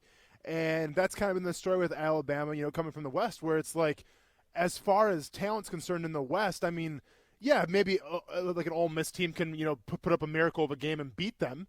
But for the most part, you don't have the offenses to keep up with Alabama. And for the most part, in the past, at least 5-6 years, Alabama's always had that defense that teams have a trouble scoring on. And for whatever reason, we call it injuries or just maybe like a lack of the 5-star elite talent. But this year, Alabama's defense, they have been beat a little bit. And this year, LSU's offense, they're explosive. They're fun to watch. So, while we're used to seeing maybe this close, hard-fought SEC, Alabama, LSU showdown, well, this could turn into a barn burner now. And if it's turning into a barn burner, you got Tua Tagovailoa coming off. Not Tua. I totally messed up his name because he's you really did. Just he's Tua. Yeah, Tua, because Tua Tagovailoa is an MMA fighter. But when you got Tua coming back off an injury, you don't know if he's going to be 100%. And you got Joe Burrow, who everyone's a fan of. He could be in the Heisman candidate running right now with a high explosive offense. So not only is this an intriguing matchup where it's two highly ranked teams, but it's an intriguing matchup in the fact that we haven't seen this kind of LSU maybe in my lifetime, and we haven't seen an Alabama defense that's given up a lot of points maybe in my lifetime. So from that perspective, it's an exciting matchup. Yeah, you got people like Leonard Fournette saying, I wish I played in this offense. Exactly. Instead of having to put on my back the whole time. You got to wonder if all those Bama guys, LSU guys will be at this game with the bye week. I would assume they are. Yeah. But you never know. I mean, they're trying to see family and all that other stuff as well. But we'll see. We'll talk more about the game coming up. But I love the game. I love the matchup, and you should. I mean, it's beautiful for me because I can see it from just this neutral side, and I don't really have a dog. And if I fight, I mean, do I sound like I want Alabama to lose? I don't really want Alabama to lose. I just want them to go in there thinking, hey, this could be it. Like, if we don't win and we get a loss, meaning Alabama, we might not be allowed back in. It hasn't always felt like that. It's almost like Alabama's allowed a loss. Yeah. You know, you always get one. But most of that's not Alabama's fault. A lot of that time, it's like an LSU or a Texas A&M or an Ole Miss or anybody in the SEC West fault because they have already lost too. So LSU wins this game. Alabama not only has to climb back by winning football games down the stretch, but they really might not get a chance to have a statement win at all. So, like, they might drop out and not have an opportunity to get an impressive win for the committee because they really haven't had one yet in terms of who they've played. This is a big opportunity and an opportunity that Bama might not be able to miss. So from that point, I think it's fascinating. And it's always a statement, too, of, the winner of the SEC championship always goes on in the college football playoff. Well, if Alabama loses this game, that affects them actually going to the SEC championship game. And if that's the case, you don't have the exclamation point to put on your resume if you can't go to the championship game. Now, the one thing I said, and I might even go to this one, the Iron Bowl is sitting out there for Alabama still, but who knows what Auburn looks like by then because they might have already lost to Georgia, and they might not be up as high in the rankings, everybody, as they were and have been. So, yeah, that has an opportunity to be a good win, but overly impressive to say, hey, committee, look at us. We'll have to figure that out. So, fun game coming up this weekend. We'll talk more about it the next couple of days. A little college basketball when we come back, a stay in your lane, and we're going to a new rig right after this. I don't even know if you're supposed to call it a rig. I don't know what that thing is, but I can't wait to get in it. It's next. Action Sports Jacks on ESPN690. At home or on the road, Action Sports Jacks is with the Jaguars, win or lose. We cover it all here on ESPN 690 and on TV on CBS 47 and Fox 30. Countdown to kickoff on CBS 47 at 11:30 a.m.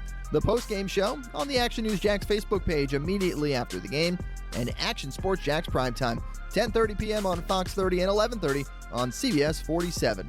Action Sports Jacks and Jags Talk Daily on ESPN 690 from 3 to 6 p.m. Join Planet Fitness by November 13th for just 25 cents down, $10 a month. No commitment. Tons of equipment, free fitness training, and more. Join in club or at planetfitness.com.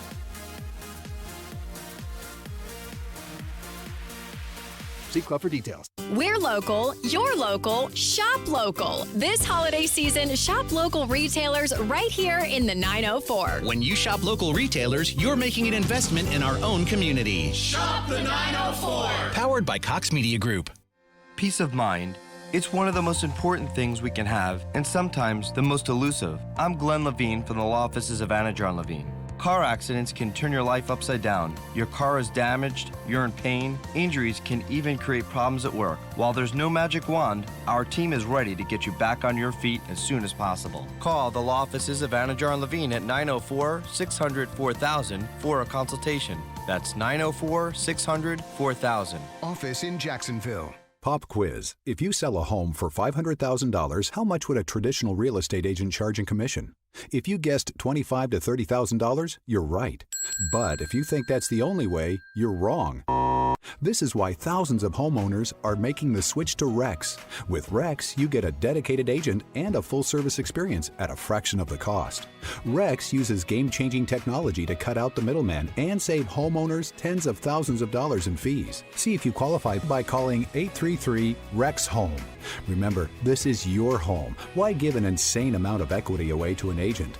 Rex offers the lowest fee in the industry without skimping on service. You'll work with an experienced real estate team with you every step of the way. Get the most out of your home. See if you qualify by calling 833-REX-HOME. 833-REX-HOME. Florida, CQ 1057788. Minimum fee may apply. Not licensed in all 50 states. Visit rexhomes.com to see if Rex is available in your area. Rex fully supports the principles of the Fair Housing Act and Equal Opportunity Act. The cooler temperatures are finally here. And that means it's time to play some golf at a great golf course. Go to the Golf Club at Southampton in North St. Johns County, located off County Road 210. Unbelievable promotion here. 2 free months of full golf membership and a $500 gift card with a paid initiation fee and a 12-month commitment.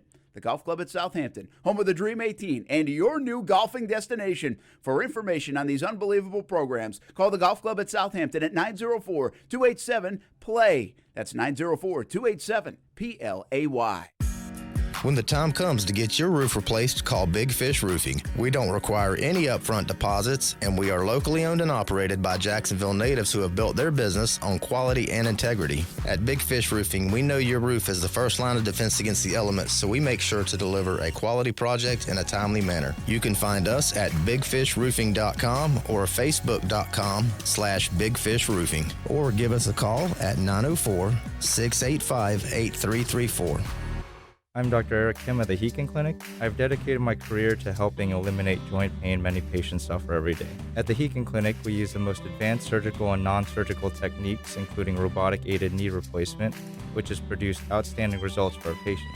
I'm excited to be part of the Heekin Clinic team and look forward to helping the patients in Northeast Florida live a pain-free life.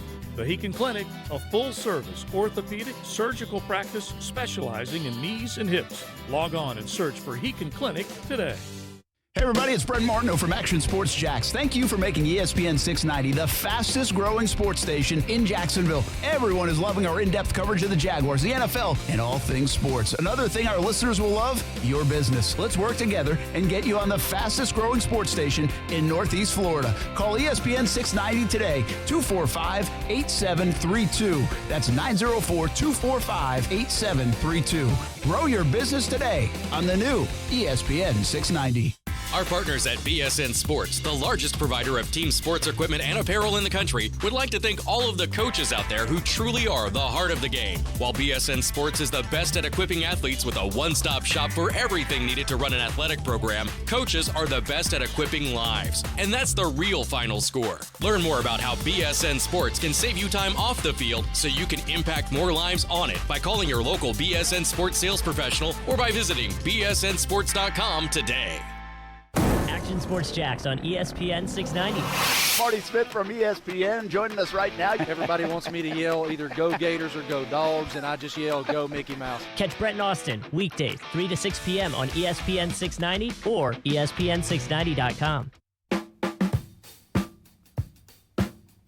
Hi, I'm Danny Warfel, 1996 Heisman winner, and you're watching Action Sports Jax. You know, and I think the thing is there's a lot of high ceiling for number 15, and you know he's going to continue to work and get better. And you know, as Nick Foles said, it's not just one guy in the QB room that really makes it go. You know, it's the guys behind him being his eyes and his ears, helping him go in there and make decisions. And so we'll still be leaning on Garner even if he's not the one out there making those passes. That's Jaguars wide receiver Chris Conley talking to Jaguars.com yesterday before they broke for the bye week and talking about Gardner Minshew. Jacksonville Jaguars quarterback now goes to the bench in favor of Nick Foles, who, well, was brought here to be the Jacksonville Jaguars quarterback. Yeah. An interesting situation in Jacksonville, of course. The story really this week, one of the stories in the NFL, and it continues to be a big story for us. In the show today, we talked about, will he even be around in 2020? Is this the right move? Can he help the red zone out? Will they make the playoffs with Nick Foles? So all of those kind of conversations we've had over the last few hours, and we'll keep those kind of conversations up over the next couple of days and into next week. Do want to give a quick shout-out to the Ponte Vedra Sharks boys golf team. If I'm reading this right, they just tweeted out state champs. Nice. Which means the golf team won the state championship. Ponte Vedra's having a heck of a fall. Their football team's going to playoffs. They'll play Columbia on Friday night, and then their volleyball team just won last night to get into the state semifinals. They'll host the game 2 o'clock on Saturday. So congratulations to the Ponte Vedra Athletics and the golf team state champs, the volleyball team state Final Four, football team, and I'm sure I'm missing others. I'm sorry. Congratulations to all the teams. But I know as of late, at least those 3 teams have done some fantastic things. We will be out here at Fleming Island again on Friday. Maybe we should just move out here. Hey, I'm all for it, man, because this thing that we're in right now, I don't know what to say. Well, we're going to be out here for the Action Sports Jax Game of the Week on ESPN 690. Fleming Island High School, Friday night, 7:30 kick. We're going to go to Mr. Chubby's Wings from 3 to 6 on Friday afternoon. So come on out to Mr. Chubby's Wings. Be a part of the show, 3 until 6. Come on out, say hello, obviously, have some wings, drinks, and get ready for a good weekend here in Jacksonville, Florida, and in Fleming Island. Now, what we are in is something I want to drive home in. And let me start out by saying this. With all due respect to Jalen Ramsey, with all due respect to Marcel Darius, yes, Marcel Darius, you got a Brinks truck. Jalen, you came to training camp in a Brinks truck. Child's play. absolutely child's play to what I'm sitting in right now, which is called a Sherp, I believe. It's a Sherp. This isn't a vehicle you pull up to training camp with, all right? This is a statement that you come to training camp with. And this thing is Dude, that's insane. a great idea. Hey, we got to book this right now for next year. Training camp, ESPN690. Training camp. I like We're it. rolling into camp in the Sherp. Yep. I don't care if you got a Rolls-Royce, Lamborghini. Nah. Dude, this is awesome, too. I mean, it's like luxurious. Yeah. I mean, I think we could probably sleep in it if we had to. Brent, this is the official training camp vehicle of the 2020 Jaguar season. Now, the good people here at Whole Shot Power Sports told us to go look at YouTube and type in Sherp and to see what this. Yeah. It's undefeated is what I've been told. Well, I mean, it is basically undefeated. This thing can go in water and mountains and anywhere. I think they call that amphibious, if I'm Yes. not mistaken. I think so. But it does anything, right? And, I mean, it feels almost like a military vehicle. So, I mean, that's what it feels like. Yeah. I mean, I don't know if it's bulletproof or not. I assume so. But, dude, this thing, I mean, it's like the guy was telling me, like, this thing can't be stopped. You know, it doesn't matter where you take it. If I could ride this thing around, I'd go hunting. I mean, do we sell the houses? Do we go halfsies on one of these right now, me and you? Let's do it. Not even tell our wives, just, hey, we're good to go. Look what we got, honey. Yeah. I mean, they got to have 0% for 60 months or something, Yeah, right? dude, forget about an RV, man. Just tour the country with this thing. That would be cool. Yeah. All right, real quick, how much is this? 110. About 110 grand. Okay. Maybe we can go quarters to other people. Let's go ahead and go quarters on it. Maybe we have to get a couple more people. But either way, we're buying the damn thing. Yeah, absolutely. Sold. Hey, I'll take two. This might be worth every bit of 119, you're not lying, 110, man. whatever it is. Yeah. So there we go. I'll tell you what, I'll take it over a Brinks truck any day of the week. Hey, have you ever done a better stay in your lane than what you're about to do right now? Because you stay in your lane with this thing. I obviously know. This is the tops right here. And unfortunately, it's going to make me look a little bad when I get to pump your brakes. But before we get there, Coos, hit me with it.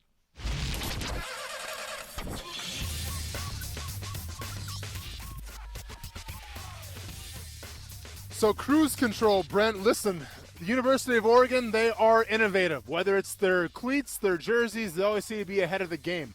Have you seen the footage going around of their portable toilet that they have on their sidelines for their football team? Dude, but what I couldn't figure out from the video is how did it work? Was that a toilet or was that a transformer? Literally, like some guy hit a button and it went from just like a thing on wheels to it literally popping up, and like it's like a little portable porta potty thing that guys can go in and use the bathroom with. That beats the hell out of what I had as an option, in the NFL, which was a couple Gatorade coolers to hide behind, a towel, and 60,000 people watching me in TIAA Bank Field. So, or just go in your pants. Or just go in there. See, I was never that aggressive, man. You weren't? That's no. So did you hide behind and go on the sideline? Oh yeah, yep. I would have to go have some of my teammates hold some towels. We had some Gatorade coolers, and I think that was more of like the athletic training staff's job to kind of cover everything. So not only are they concerned about players getting hurt, but also players going to the bathroom. So once in a while, you'll see a player run back into the locker room to go to the bathroom. I mean, if you have time, but hey. Sudden changes can happen all the time. Yes, they can. Well, sudden changes in your body can, yes, too. Yes, they can. How about a little pump your brakes? And I'd love to pump the brakes in this bad boy. Yeah, so pump your brakes, Brent. Well, we kind of teased a little bit, and I figured we'd just go right to the audio where when you were gone in July, I think it was July 12th, Stuart Weber, myself, and Coos, we all made movie trailers depicting some teams, and you guys have heard my Jets one already where I was pretty much right on the money. I think it was called Turbulence. Well, the Jets are experiencing turbulence. Before we play the trailer for the Cleveland Browns that I did, let me just start off by saying, number one, I was wrong. Number two, I'm sorry to the Baltimore Ravens. I was wrong again. And number three, Baker Mayfield, I was wrong, man. Here's the trailer for my Cleveland Browns thing back in July. They were the laughing stock of the NFL. An 0-16 season. 30 starting quarterbacks since 1999. The Dogs had lost their bite. And the city of Cleveland had lost its hope in their football team. And with LeBron in LA, the city known as the Land had nothing to believe in. This fall, the NFL is going to the dogs. Odell Beckham Jr., Nick Chubb, Baker Mayfield, that running back that got in trouble in Kansas City, Jarvis Landry, Myles Garrett, with a coach I'm not really familiar with, in a division that consists of the Bengals, a team that has an offense built from the 1980s, and the Pittsburgh Steelers. If you can't handle these dogs, then you may want to get off the porch. The Cleveland Browns in Dog Days. So, with all due respect to the Baltimore Ravens, your offense is not from the 1980s. Your offense is new, exciting, and legit. And I was wrong, Brent. Yeah, well, here's the deal, Kuz. Let's make sure we write this day down because I don't want this coming back in like 6 weeks as a cruise control because, like, Browns have won 5 in a row or something. Oh, Cleveland, I need it. Come on, let's go. And, Kuz, I got another thing here, and I don't know if this is Weber-based or if it's you guys. But I went away for a week, and we had a show back in the summer, and you guys came up with all this creative stuff. We had fun. We had a good time. Every freaking day on the show, I come up with every damn topic. Why can't you guys contribute a little bit? You should have heard mine. Mine was great. Yeah, Kuz had the Jaguars. He was really legit. Brent, it's simple as that, man. You're the Nick Foles, all right? You were out. We were all Minshew's. We had to step up a little bit. Well, guess what? Now we're back on the bench because Foles is back in town, so you figure it out. Oh, man, that was good stuff. I enjoyed those because I did not listen. Yeah. I totally did not listen to the show. Yeah. And so now I'm hearing this stuff for the first time. I like those. Those are good. Oh, there's a couple more. I really more liked your Jets one. The Turbulence one was good. I think Turbulence might have been a little bit better than that one. Thank you very much. If I have to be honest. I hear you. But both were good. And maybe someday we'll play Kuz's. We'll play Kuz's. Yeah. I may or may not have it right now if you want it. No, I really don't. I want one of those at a time. Small sample sizes. But I will ask you this, Kuz, were you high on the Jags? I was, I think I was fairly high. Easy. That's going to be a button. Hey, Kuz, I totally did not talk right there on purpose. That'll be an easy edit for you. Oh, that's a button. Fair enough. Anyway, maybe when the Jags get eliminated, we'll see. Or if they get eliminated, or maybe when they go to the playoffs, we'll bring it back, one or the other. So we'll either say Kuz was right or wrong, and we'll get the feel for it. A quick thought on college basketball. UNF loses to Florida. JU loses to Xavier, both really good teams. It's really less about JU and UNF. They're going to have some of these battles. They never quit. Yeah. The Gators are really good. Yeah. I'm not sitting here talking a lot about college basketball in November. It doesn't mean a whole lot. There were some good games last night in the top 4 teams in the country. But the Gators are good. They're long. They play defense. I've always been a big fan of Mike White. Yep. So they might be good. Just a quick note. We'll talk more about it as the season goes along. Speaking of college basketball, when do you start the whole UNF gig? Well, they play at home tomorrow, but because of the Monday-Thursday schedule, I probably won't do anything for a couple months into January. Gotcha. This doesn't fit my Jags schedule with the 2 TV shows. Okay. So Richard Miller will be doing the game tomorrow on ESPN3. I was just wondering so when I can go get the Kangaroo to come on the court with we have to coordinate that. We have to, and we need Kevin Harlan to help probably too. And I'm going to have the Kangaroo driving this thing on the court. Hey, thanks to Ray and Rick and Das and everybody else. I don't have everybody's name, but thanks everybody here at Whole Shot Power Sports. This has been really fun. I mean, I might just sleep in this thing. This thing's legit, man. You guys aren't closing up tonight. Sorry, I'm staying right here. I'm getting ready to call the bank right now and make some adjustments. It was a lot of fun being out here in Fleming Island. We'll be back in Fleming Island on Friday, but back in studio tomorrow. Have a good night. We'll see you on TV, everybody. CBS 47 and Fox 30. Thanks for hanging out with us on ESPN 690. Attention men and women. If you would like to get your hair back, then you need to listen to some of our clients. John in Orange Park. IHRS showed me what was causing my hair loss and helped stop it. Call IHRS now at 904-777-IHRS. Find out how to grow your hair back with a free hair and scalp examination. Mike from Bay Meadows. I finally found the most experienced company who could restore my hair. Now I have hair where I had none before. Results guaranteed. Diane from Ponte Vedra. Now I have what lotions couldn't give me. Thick, beautiful hair. Find out why you're losing your hair and how to grow your hair back. Call 904-777-IHRS for a limited time free hair and scalp examination. Now my hair will grow for the rest of my life. Thanks, IHRS. Thank you, IHRS. Thanks, IHRS, for giving me my hair back. Hurry, this free examination, normally $199, is yours for free and good only through Sunday. For your free examination, call IHRS at 904-777-IHRS. That's 904-777-4477. Call now. What's up, Jacksonville? This is Allie McDeal from both Best Bet Card Rooms in Jacksonville and Orange Park. Head to either Best Bet location November 30th for a chance to win $12,000. Jump in the cash game.